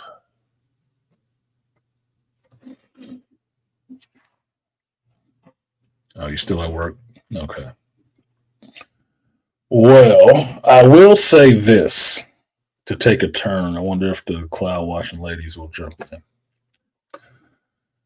I went ahead and bought 9.5 weeks digitally because I want to go back and watch it again because I have not seen it in years. Now, I'm not going to spoil.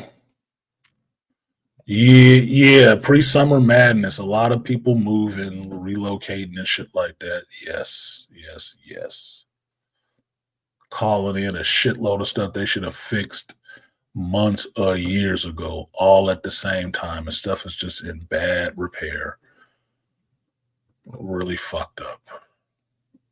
And now it's a rush because they don't want to get charged when they move out. You're gonna take the charge, motherfucker. Look, I'll charge you anyway.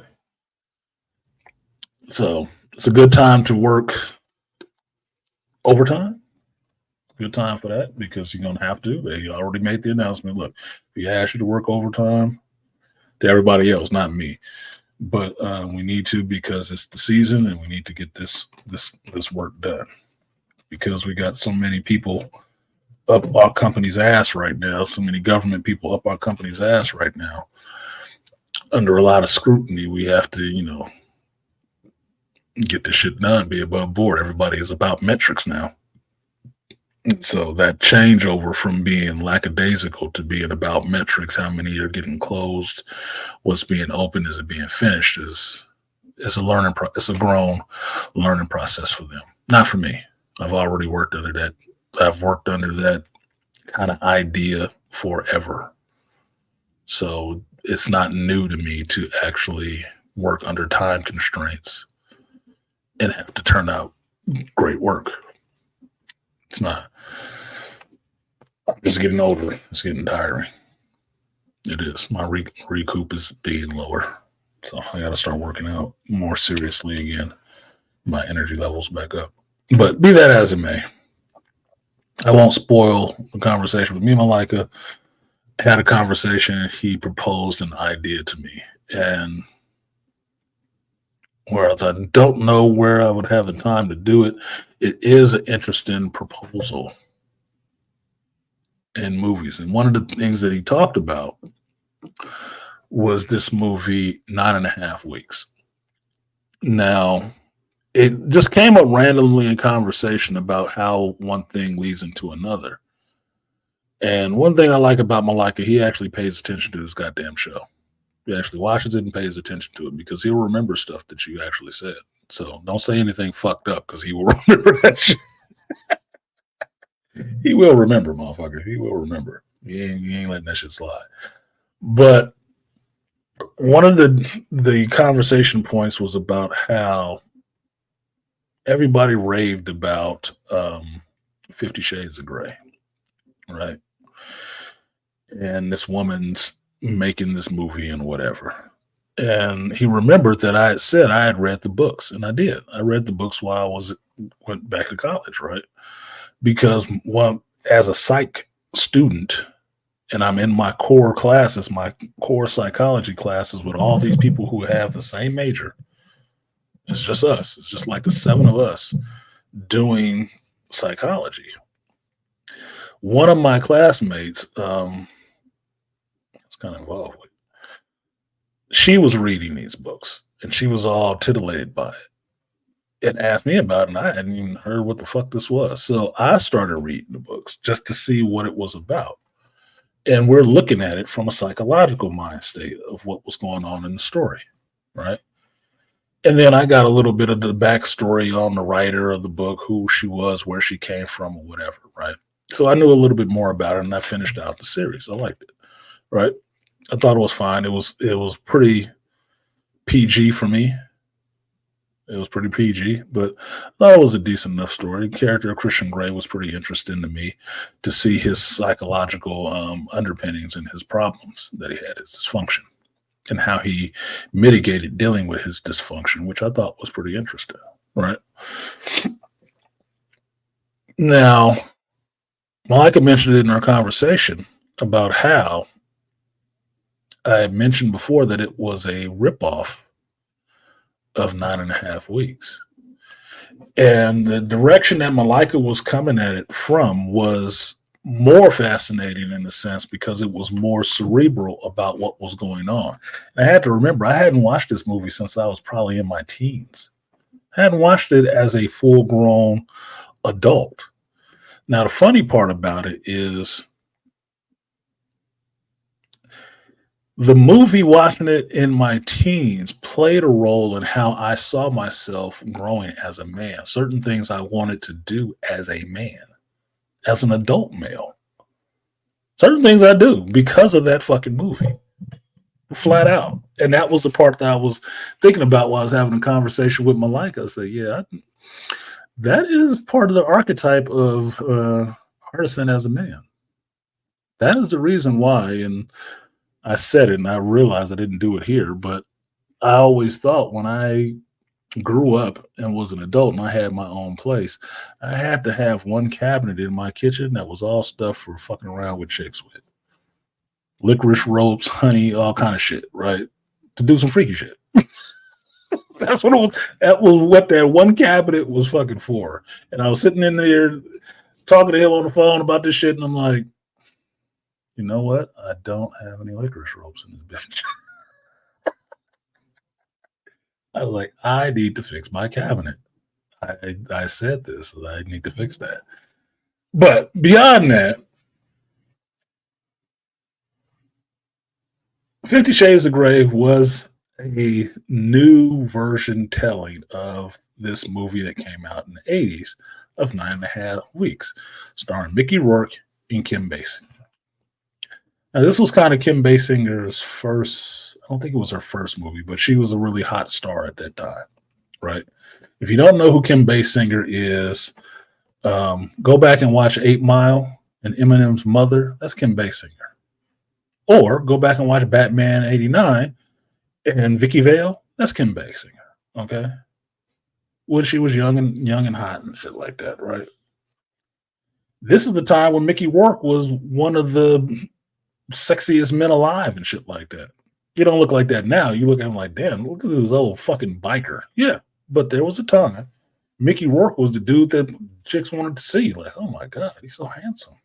Right? Now, the movie gets into a lot of stuff, and most people only know of the movie for its titillation parts because there's a lot of sex and stuff like that happening in it, and it can be graphic, right? But thinking about the movie in an older mind, a 50-year-old man's mind, I understand a lot more what was going on. That This character was kind of fucked up. My bird. This character was kind of fucked up. It's a restocking time. Yeah. And I told him, like I said, the similarity to it being ripped off for 50 Shades of Grey, I said, the dude's name was Gray. Mickey Rourke's character's name was Gray. It was John Gray. And what he did psychologically would be more interesting to get into because he was kind of breaking her down mentally, testing her boundaries and shit.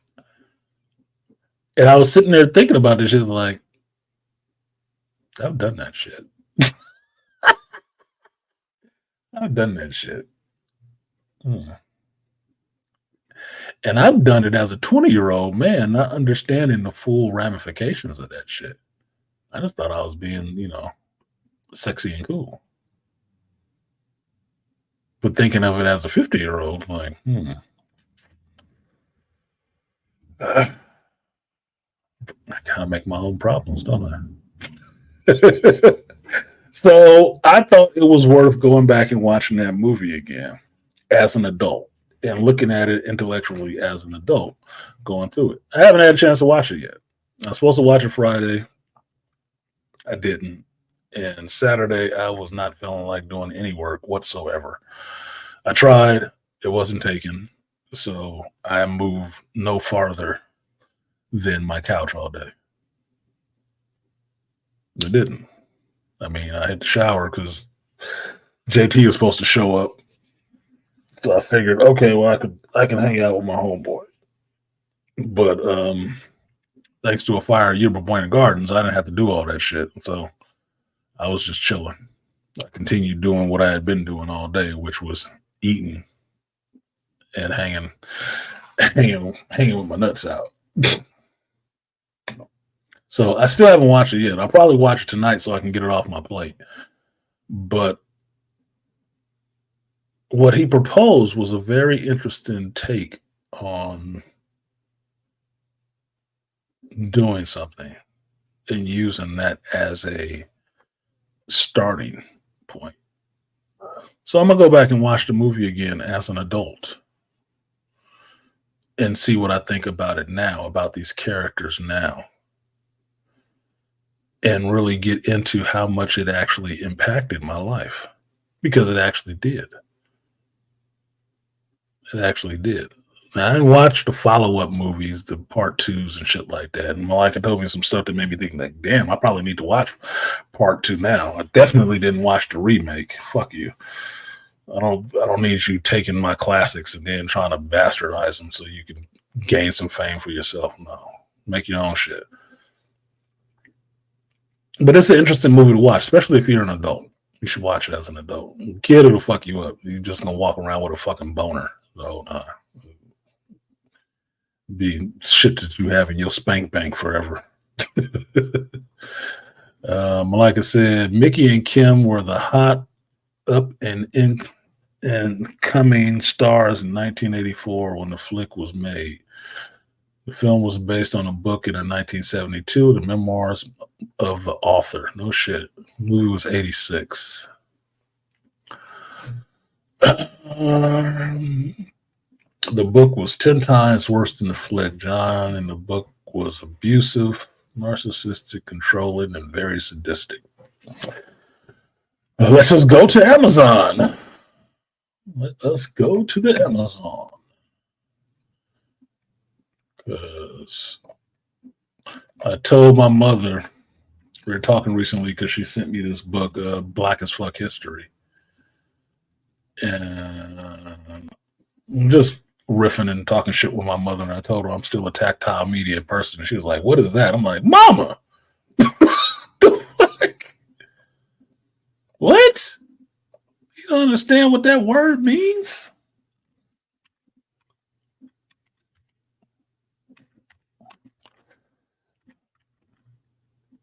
Threw me off for a minute.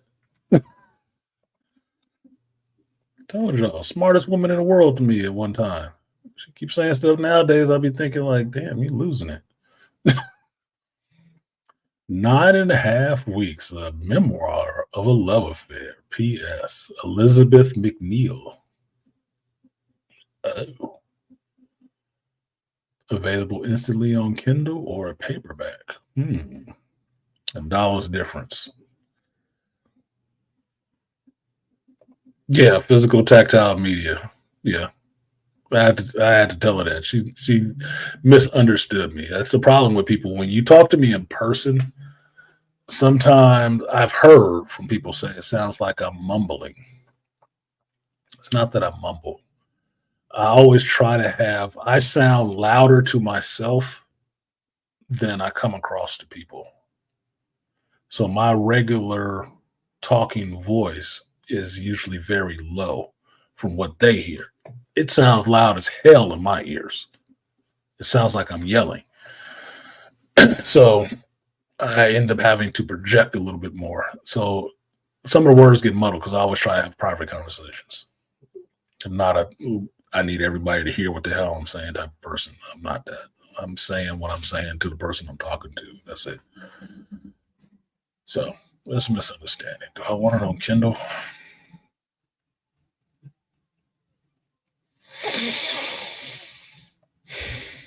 $95 for a hardcover? Get the fuck out of here.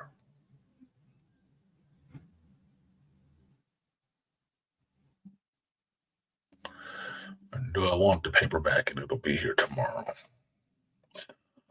I hate indecision. Let's go with the Kindle. Is it on Audible? That'd be better. Because my backlog of book reading is ridiculous.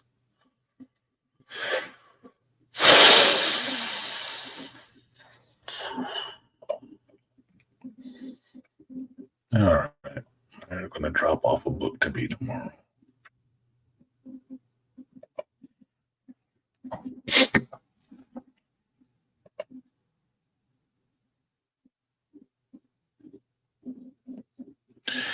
In for a penny, in for a pound.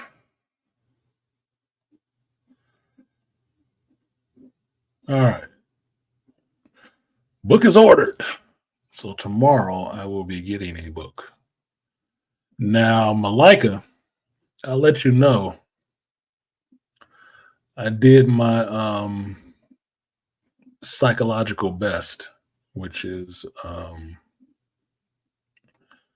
priming individuals with the idea to watch this movie. Some females to watch this movie. Why? Because I would really be interested. I've never heard a female talk about this movie. Never have. I haven't heard a female say that she's seen it before. So for me, I would actually be really interested to see a female's take on this shit.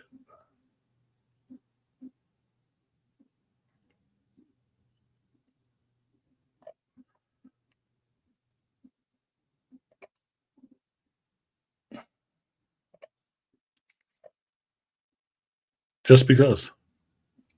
No other reason, just because.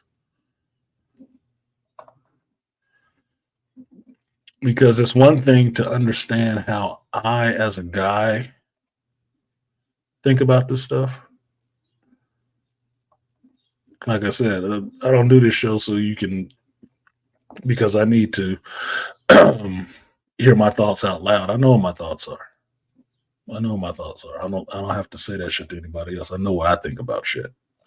I do the show to hear what you guys think about things. It's usually me up here talking most of the time, but it's what the comment section for. Share your views, your thoughts.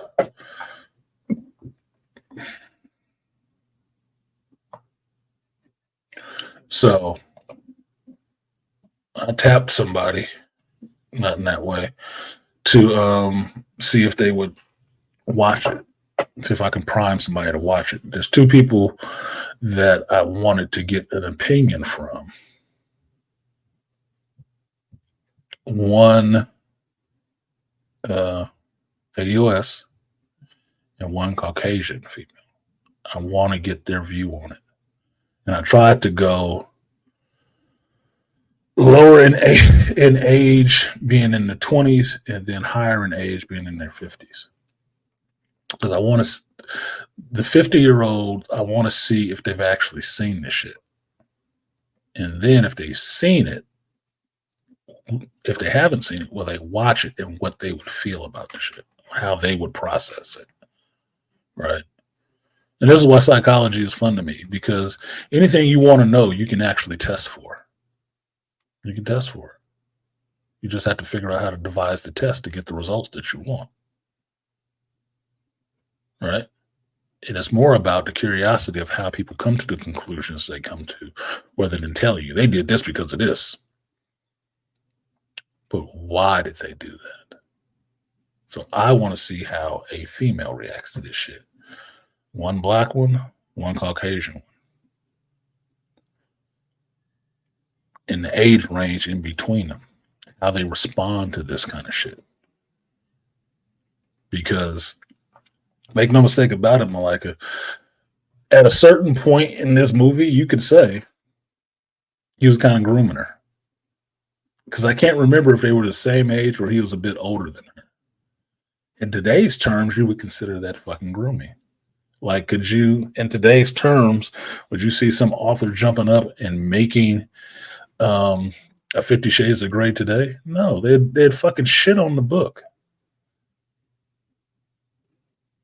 Right?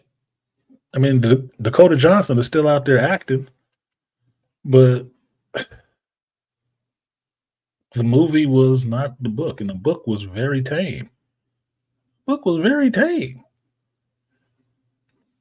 This woman wasn't the woman who made 50 Shades of Grey. She wasn't no author. This was her first book. She was a television person. She worked in media. And that's why this book is a ripoff of 9.5 Weeks. Just the same way Rebel Moon is kind of a ripoff of Seven Samurai. They used what worked and made another world around what worked. That's not the case in Lucasfilms.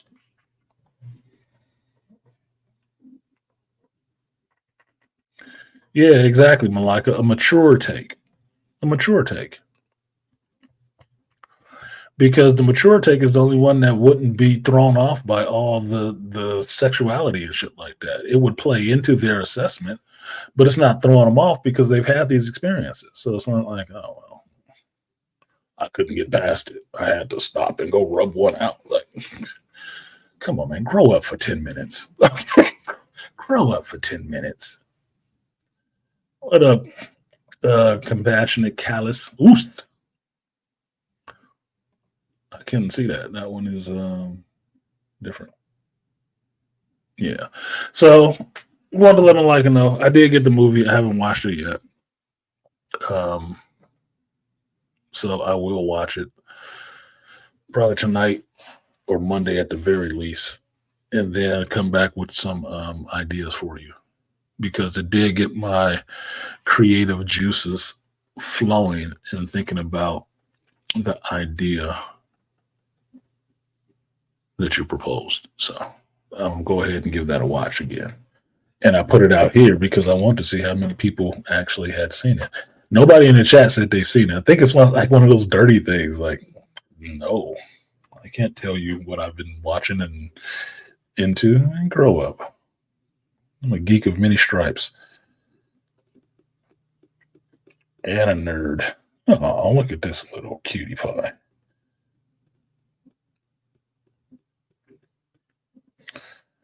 Sudoku friend. So I've already seen. I want to say. No, you haven't. You didn't see X-Men 97. Hold on one second. Somebody is on their way to Germany and sending me a Sudoku to do.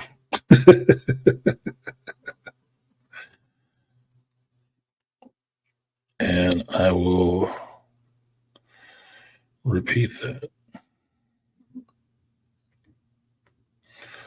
See, this is me interacting with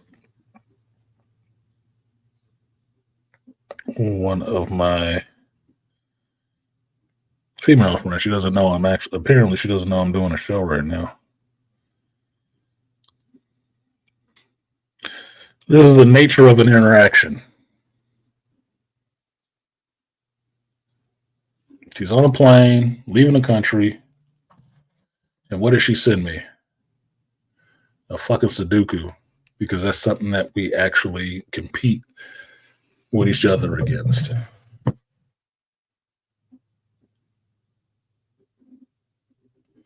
And I'm actually figuring this one out while I'm looking at it.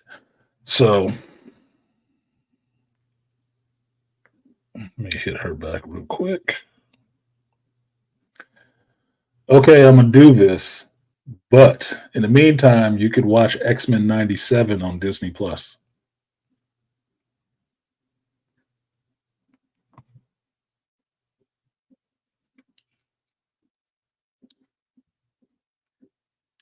On a side note, have you ever seen 9.5 Weeks? Question mark.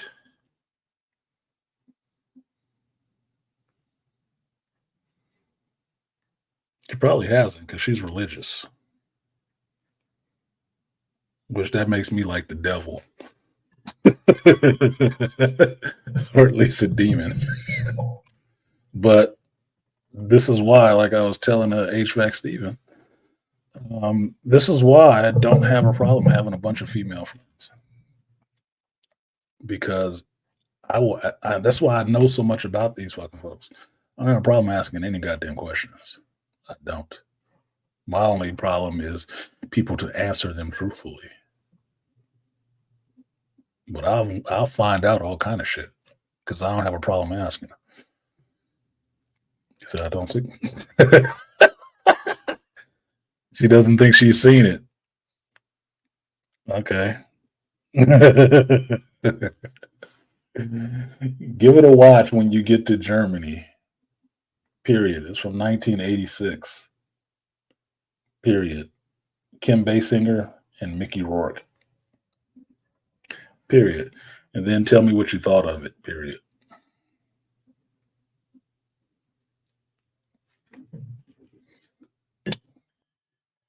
That'll be fun.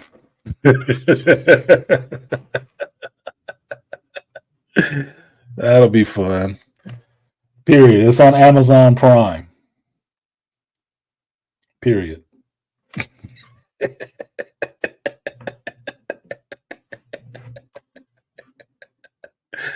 what makes me have fun. That's why I'm not a good person. Because I ain't telling her no more about what's in that damn movie. Is she gonna watch that shit and see all that raunchy, all that sexual shit? Like, why the fuck did you? Why didn't you tell me that was in the movie? Wouldn't have been any fun if I did.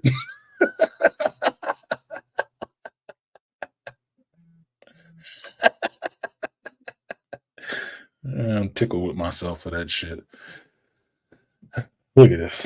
One person actually leaving the country talking, the other one didn't say shit. Dumb people.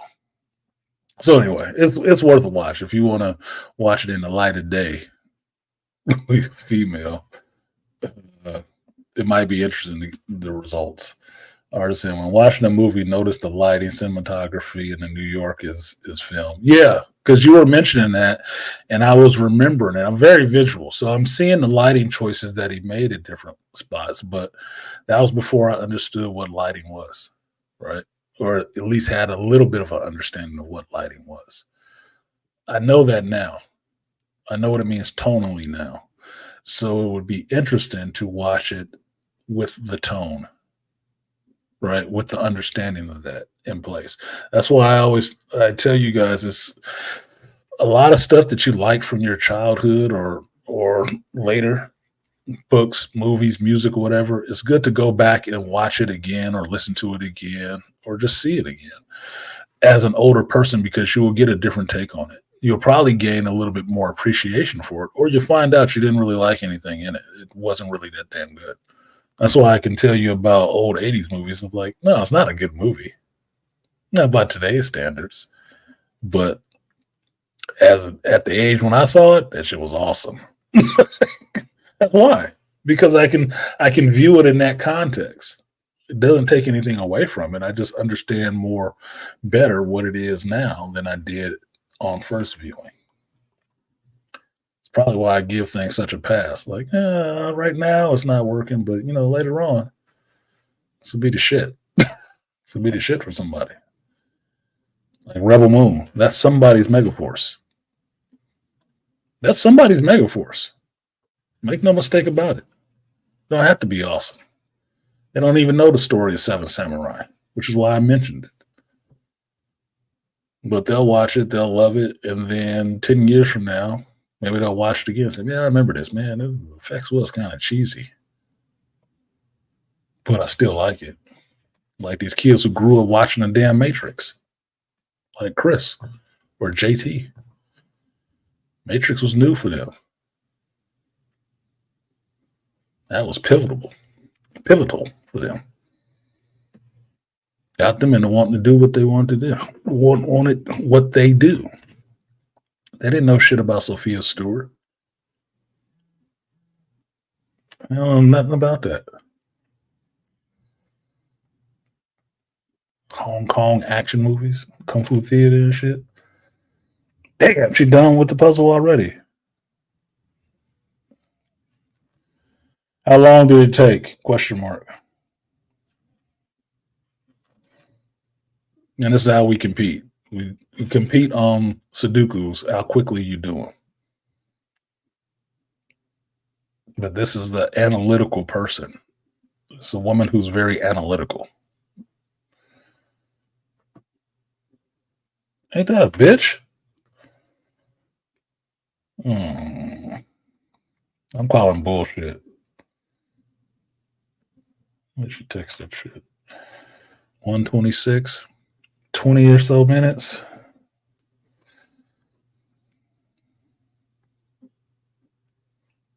So 20 minutes? Question mark. So that's the time to beat now.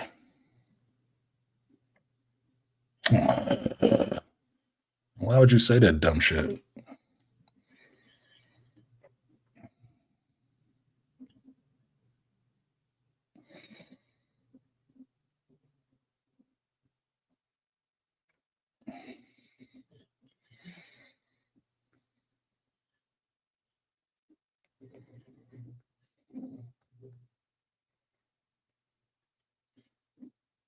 I didn't need to hear that message. She did that shit in 20 minutes. That's a hard puzzle, too. Well, 20 minutes. So I got to do it in less than 20 minutes. No problem. Challenge accepted. Anyway. So what else y'all got in here? Malika's still at work, so I couldn't bring him up about that. I mentioned 9.5 weeks to you. Do I need to touch on this Diddy shit? No Diddy? I don't think so. I think Angry Man did a great job on this shit, and there is not much I would add to it outside of the fact that I've never had any love for men that beat on women. Never. No love, no quarter given, no kind of respect, none of that. I never did. And well, while I understand that some women can be demonstrative and very inciting of a man's ire to where he would want to swing, which is a man's natural disposition growing up around other men. Um, Never believed on the hitting of women. Now, seeing that video unblurred, um, yeah, that dude need to have his ass whooped for real. And this is why I don't get into the idea of having a bunch of people around you. I never liked that shit since I was young. Never. One dude acting like an asshole with a bunch of other people around him is protection for his ass. I never liked that. I never respected it. Never. Because you understand the mentality that some people act out because they have all these other bigger people around them. And some people act out because it's just them. They don't give a fuck who's there. Like, if you watch The Wire, what was the name of the dude who would walk around and just rob folks? Come walking through the hood, whistling the farmer in the Dale. I'm forgetting his name right now because I didn't finish my watch of The Wire. I know it wasn't Marlowe. I'm forgetting his name. Dark-skinned dude. Y'all know who I'm talking about. That was the bad motherfucker. I didn't really think Avon was that much of a badass because he had to work through people. But that other motherfucker just strolling through, that's the bad motherfucker right there. Because they knew it just from hearing the song. Oh shit, here he come. Uh-oh. Get off the street. Even Avon's dudes who had the numbers.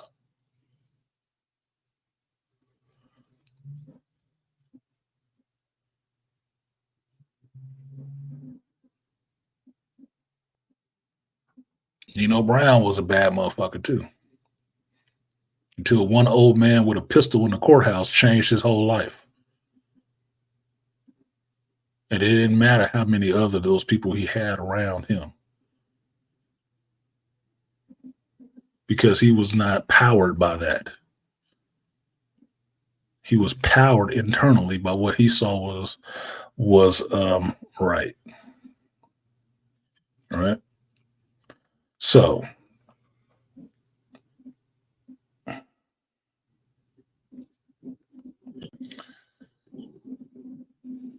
Puppy with his antics. Omar, thank you, Sportaholic. Somebody knew. Kept mixing up his damn name. I knew it was there in my head. I just don't know why it wasn't coming out. Yeah, Omar. Omar was more of a problem to me than Avon. Yep, Omar Little. Because Omar would walk nothing. No whole bunch of people, no nothing, just his trench coat and his shotgun. And get shit done. Didn't matter if he was a poof or none of that shit. Don't matter. What you gonna do about it?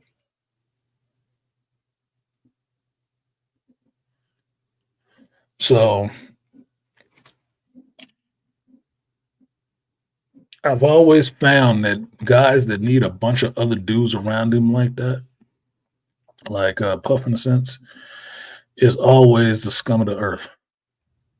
Those are always the scummiest dudes.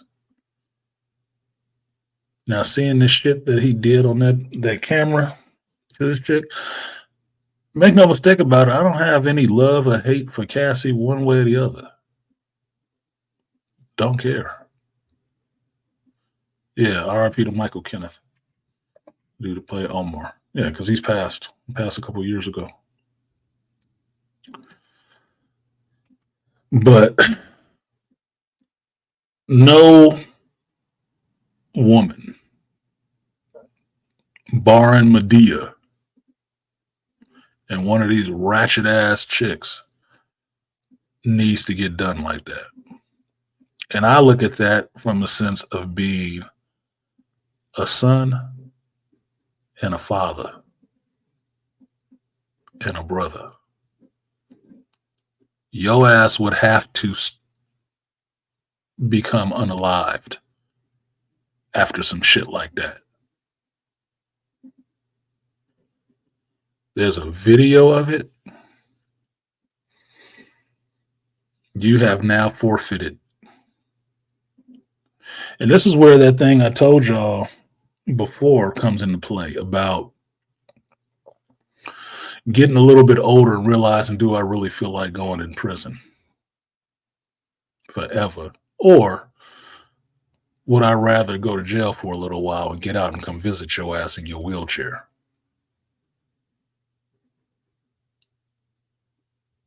Because that's what that would be.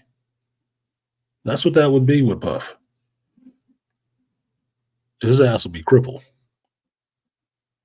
Yeah, he can ride around looking like Stephen fucking Hawking for the remainder of his life. So he can remember what he did. And he probably shouldn't have did that shit. Outside of all the other things he probably has done. Now, make no mistake about it, I've never had any love for Puff. I've never liked him. Never. Not from jump, not from inception, not from the 80s, not from the 90s. I like some of the music he made because he sampled some classics from the 80s. Made a fortune off of that shit. Making remixes off of stuff that was already hits. He gave light to some artists that I like. Mary J. Blige being one of them. Notorious B.I.G. being another. Craig Mack. These dudes, yeah. I know them in hip hop, but I never liked his ass. Never. It only got worse. It only got worse when MTV started working with him and you had to do that making the band shit. Because then you got to see how his ass actually was. Did not like him. And the only thing that keeps going through my mind is them people running all over New York for that fucking cheesecake. I was like, what kind of dumb shit is that? Is that the kind of shit he does? Who even thinks up something like that? This is his personality. I never liked his ass. So seeing this video is not surprising to me.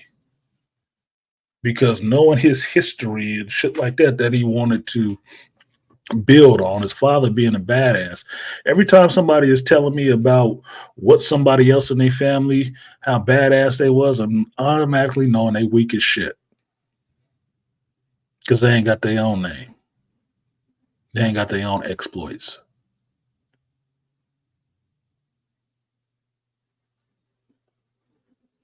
So seeing this video, that's what I fucking saw. A weak ass fucking dude.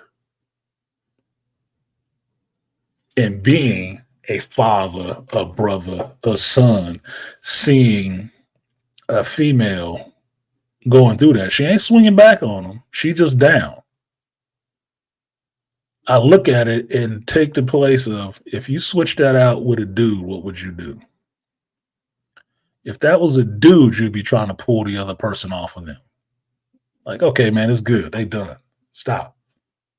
The fuck you doing? It's over. Then you put a woman in that place and understand it's the same shit. It's the same shit. It's over. But what his ass is out there doing in that hallway,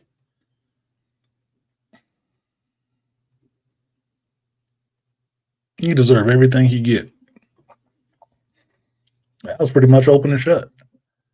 I always thought he was an asshole. And I've told y'all that before, that there was two people in hip hop that I didn't like. They personas. Puff Daddy was the second one. The first one was Kanye. Don't like their personas in hip hop. I do not. I like some of the music they make, but I do not like them. Don't. Can make no excuses for it. Don't apologize for it. It is just what the fuck it is. Seeing that video come out, shocking, not surprising. And like I said, I hope he get everything that's coming to him for that shit too. All of it. Whether he like boys or men or whatever the fuck, look, man, that's your choice. That's your business. Like I said, I don't judge. I don't think you should be messing with no underage kids. I judge there. But if you're messing with dudes and you like puffing the magic dragon, that's your business. Do it. You give a fuck. Knock yourself out. Drown in it. You're messing with underage people, that's something completely different. No.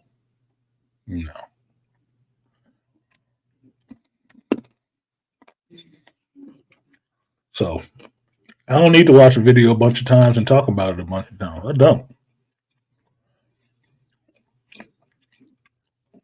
I've seen it 2 good times in full to see a grown man having a little kid tantrum with a woman and throwing shit at her while he sit on a chair in the hallway in a towel and some flip flops, looking like the weakest nigga in the world with a bunch of money. That shit is over. That shit is over. You are donezo. Now, do I think somebody will take him out? No, I don't. I don't. Suge Knight lived a long life too.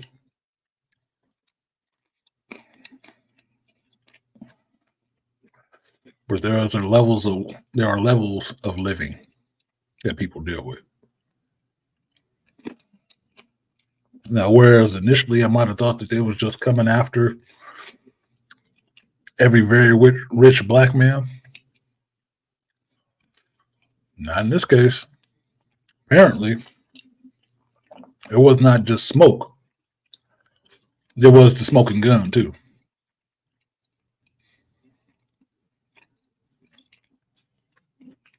So,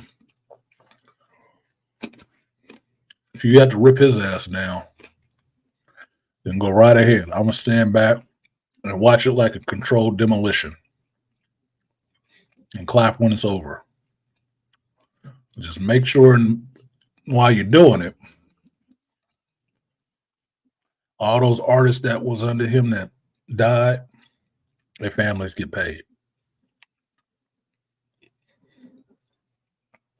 Have at the rest of that shit. Have at the rest of it.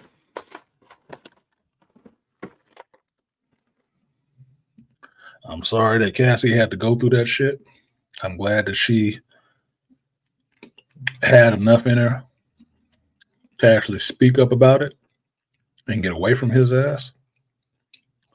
I'm glad there's video evidence of it, because without video evidence, it could have been just another accusation. And in this culture right now, we have too many false accusations and not enough factual accusations, which is why I don't ride with the believe all women shit right off the bat. No fucking way. If you don't want to believe all men, why the fuck should I believe all women? They're both human beings, and human beings lie. For whatever reason they have for lying. Could be as simple as I just want to see that motherfucker get in trouble. This, though, is not that. There is proof.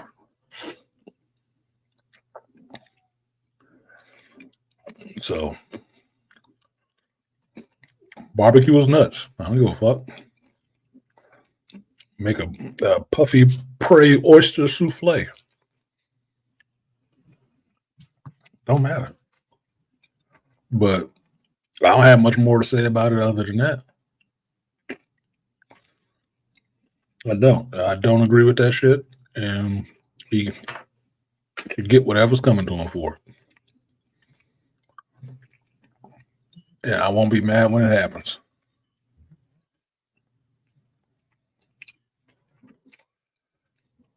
Everything else that'll be said, I'm sure will be said in somebody's courtroom. Or in the streets. Since his ass was running, ducking, and hiding. Thought he was a bad boy. Well, bad boys get spanked.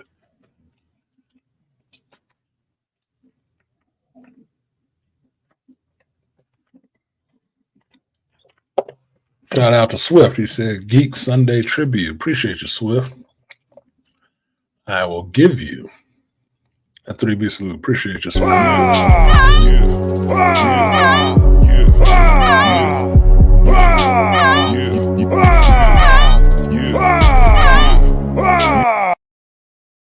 right. So I'm going to go ahead and end this stream.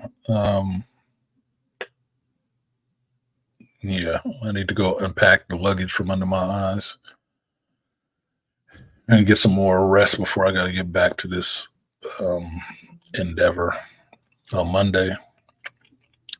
Maybe I'll try to get this video closed up or finished up and put up for you guys so you can actually hear my full uninterrupted X-Men 97 finale video, since I'm already sitting at the computer and I got to sit here and do this goddamn update anyway. That's what was taking so long. That's why I was freezing and had an update to do. So I got to let this shit update. And since I'll be sitting here, I might as well just finish my video. So thank you guys for coming out today. I have not gone to the movies this week at all. I will see myself going to the movies this week. So I will check out possibly Tuesday. I will check out the Fall Guy and Planet of the Apes this week. Got some other stuff going on, but I'll definitely be checking out a movie this week. Possibly two. Yeah, he needed Robert House Call McCall. He does. He does need a Robert House Call McCall. He does. This is why I told you, Malika, I don't have most of the heroes and stuff like that I like. Do this. They're anti-heroes, but they do this vengeance thing. I don't necessarily have a problem with vengeance or revenge. I really don't have a problem with that. I understand it's necessary in some areas. And that's where the shit can get a little dark for people. It's necessary in some areas. It is.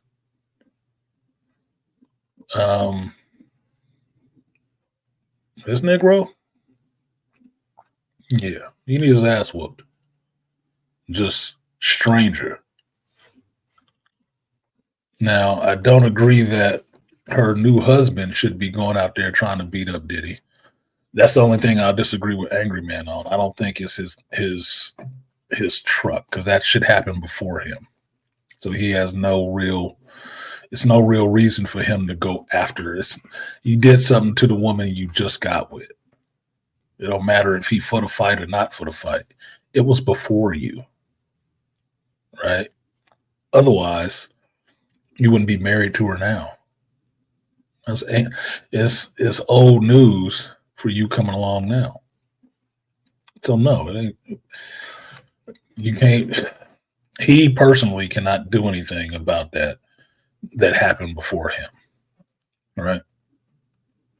If that was the case, you would be seeing every new boyfriend that some chick had that you used to be with wanting to show up at your door and have some words with you about some arguments you had with this bitch a year or two ago. Like, man, if you don't get the fuck out of here with that dumb shit, you sound like a whole simp.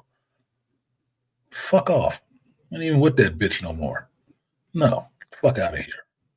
Like I told y'all last week with the ex-girlfriend showing it up into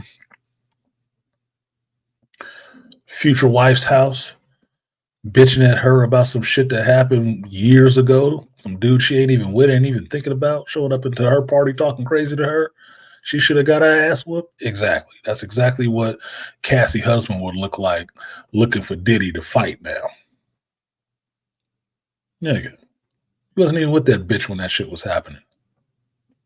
And you gonna try to retroactively come back? I mean, get the fuck out of here.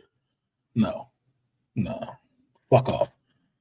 But daddy, brother, cousins, oh, there's no expiration on that ass whooping. None. There is no expiration on that. You can catch his ass out on a sneak somewhere and just get the mollywop in his ass. Like Jim Jones was fighting white boys on the escalator in the airport. Fuck it. Let's get to it. Nah, this is for so and so. I saw the video. You just needed this to happen to you. Victims, aren't we all? As the crow would say. Furiosa, I'm not really interested in seeing Furiosa. I might have to break my code of silence with my coworker and ask her if she's going to go see that shit because I showed her the trailer for that shit. And she was into it. So I'm curious to see if she's going to go see the movie just because it's information for me and I have a hard time turning away information. That's just how I am. It's like, I don't want to have to say anything, but I really want to know. I really want to know. I'm really curious. So I may see Furiosa, I may not. But I will tell you this. This goes in the vein of showing you how bullshit people are.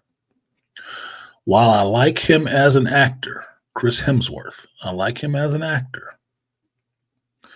When you watch Furiosa, if you go watch Furiosa, and you see him in this role as Demento, acting all goofy and shit like that, I want y'all to picture Thor: Love and Thunder. I want you to picture that. See if you can, or if you need to.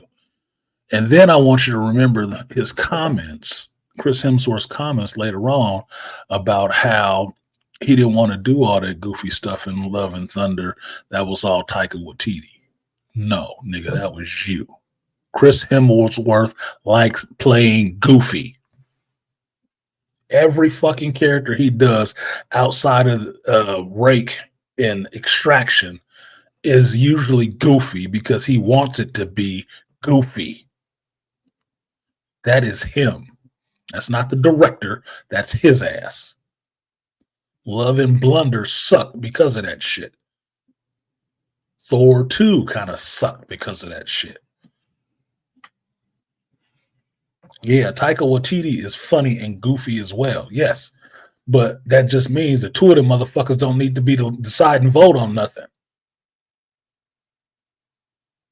Because Taika Waititi goofy gets you What We Do in the Shadows, Jojo Rabbit, some stuff like that.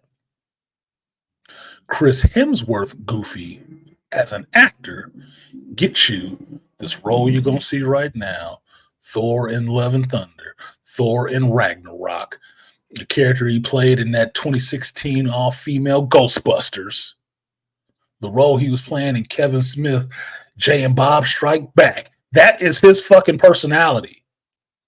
Stop lying. You like that goofy shit. Nobody else does. Yeah, the secretary and the female Ghostbusters being a whole man pop.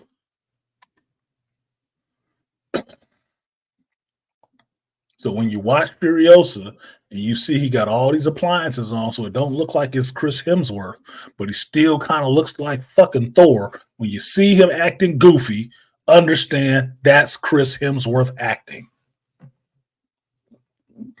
That's what he injects into his characters. So I want to hear this shit. That third movie sucked because you got to have your way. And Taika Waititi got to have his complete way. And y'all ran the fuck amok. And that's why that movie sucked.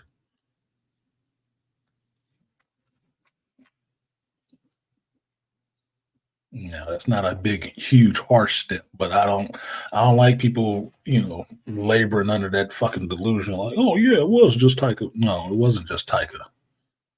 Like Taika got his look. I understand how things come together. If you ever took chemistry, right, to make a compound, you understand how certain parts come together and what each part does when you put it in the mix together. That's what movie making is. Bunch of different parts coming together to make a whole. But you have to understand what the ingredients of each part is.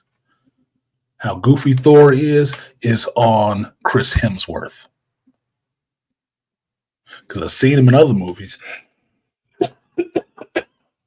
Where he doesn't act like that or he does. That's on him.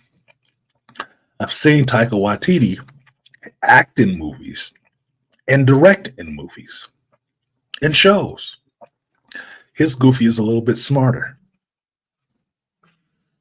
Make no mistake about it. His Goofy is a little smarter. The two of them together, getting just to both be Goofy? No. Nobody had no say so over telling them no, apparently.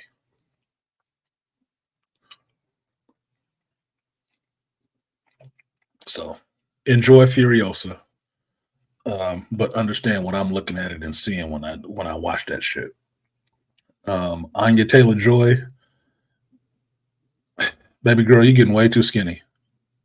You're getting way too skinny. I'm concerned. And because you're so goddamn skinny, I'm really trying to understand how I'm supposed to buy the younger, more violent version of Furiosa in a Mad Max world. Really trying to buy that. And I can't. I'm not hyped to see the movie. I don't even think they needed to make the shit. But I'll go watch this to see what kind of performance Anya Taylor-Joy turns out and what I can look forward to seeing in Dune 3 if she's Alia. Or will I have to wait till a Dune 4, the Children of Dune, to see her as a full-grown crazy Alia? Excuse me, Alia Atreides. The Blade, what is the Blade sister, Blade mother? What they called her ass? The books, I'm forgetting.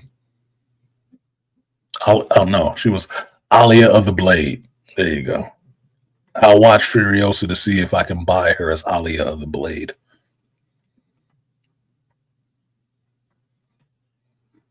Can't wait to see if she's gonna have a topless scene.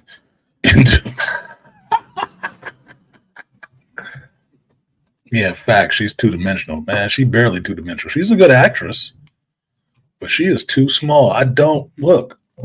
Maybe it's just me. Maybe it's just me because I don't watch what is it, Queen's Gambit or whatever other show she's fucking on. I don't watch that shit. Too frou la la. But you go back and look at her in Split, and then look at her now. It's like she's lost a tremendous amount of fucking weight. Like looking Anne Hathaway scary.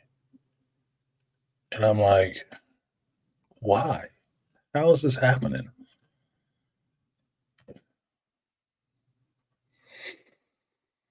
Look like a coke habit or something. I don't know. I'm worried about the chick's health for real. I'm really like concerned. Every time I look at her, I have a feeling of concern, like a father, like, what happened? Yeah, she looked good in Split. She did. That's how I remembered her name. I see her now. She always looking sucked up and shit. Like, is she on drugs? The fuck is going on with her? She ain't that much older. Split wasn't hella years ago. That wasn't 20 years ago. Maybe 10. That means she should be getting into more full-grown womanhood. Because as far as I know, in Split, she was 20-something. Now she look like she bulimic, drugs, what? That shit is looking scary to me.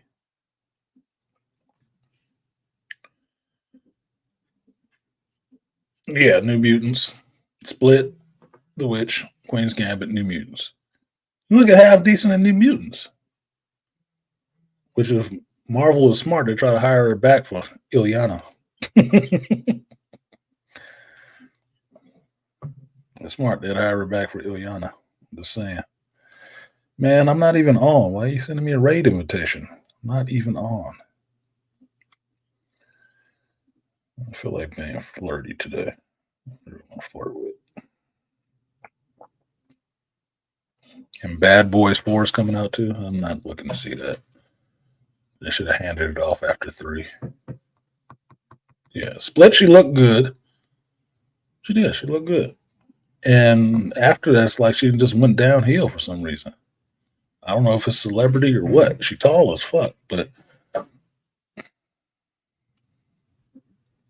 she got legs like two chopsticks all of a sudden. I don't get what happened to her. Not if you're getting older. Yeah, she looking like Mr. Sinister. Not as bad, but just as sucked up. Oh, and that was the part I didn't mention. Well, I mentioned it in. I think I mentioned it in my review. I did mention it in my review about Sinister getting all shriveled up. Told you, motherfuckers. Sinister is not a mutant. Told y'all. But I read comics. Told you.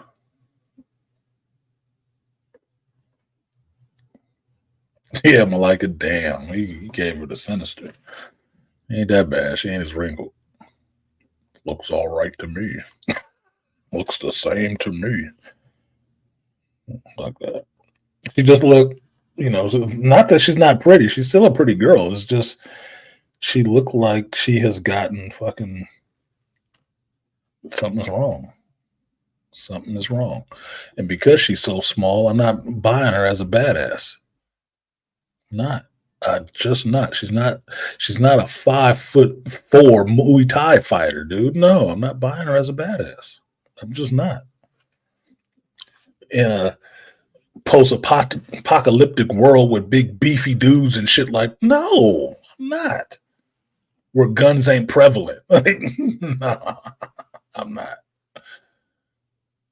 Took Sinister's BBL, quit it. What up, Aaron P?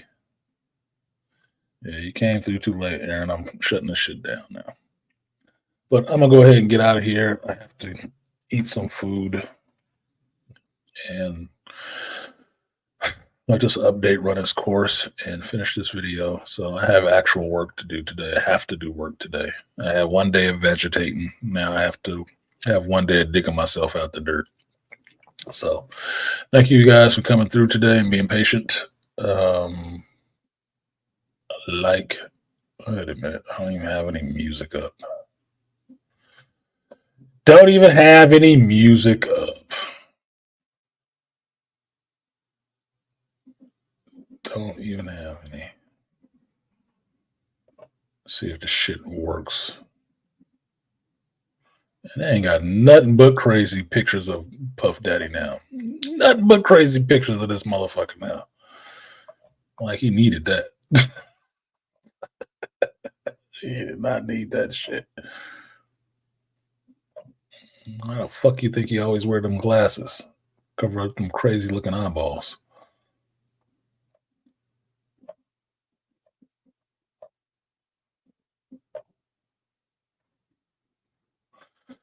What do I want to leave with?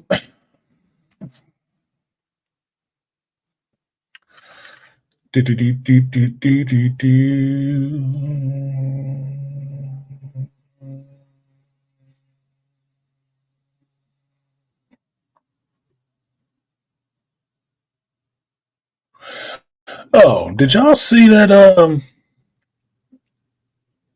I'll do this one. I probably ain't even seen this shit yet.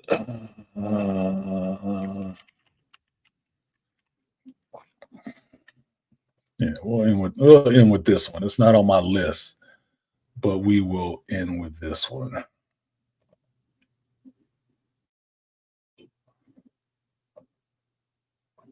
Yeah, because I'm having some mixed feelings about this damn song. I really like this dude, but this video was, man, this motherfucker too. Well, you got a lot of sugar in the tank. I like him, very creative, but it's bothering the shit out of me. But anyway, he said, "Did he look like a South Park character?" He looking like something. Looking like somebody who's missing an ass whooping. I'm just saying. He's just missing an ass whooping. I would not be upset if I saw on video, and I know you're not supposed to be calling for violence. I'm not calling for violence. I'm just telling you what I wouldn't be surprised if I saw. If I saw somebody on video dragging him down the hallway while he up in the fetal position and kicking his ass and throwing shit at him, I wouldn't be upset. I think that was good television. I'm just saying.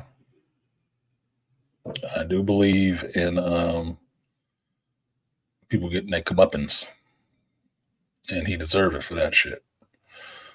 She mostly driving and using guns in the trailer. Yeah, she would have to because she ain't fighting nobody.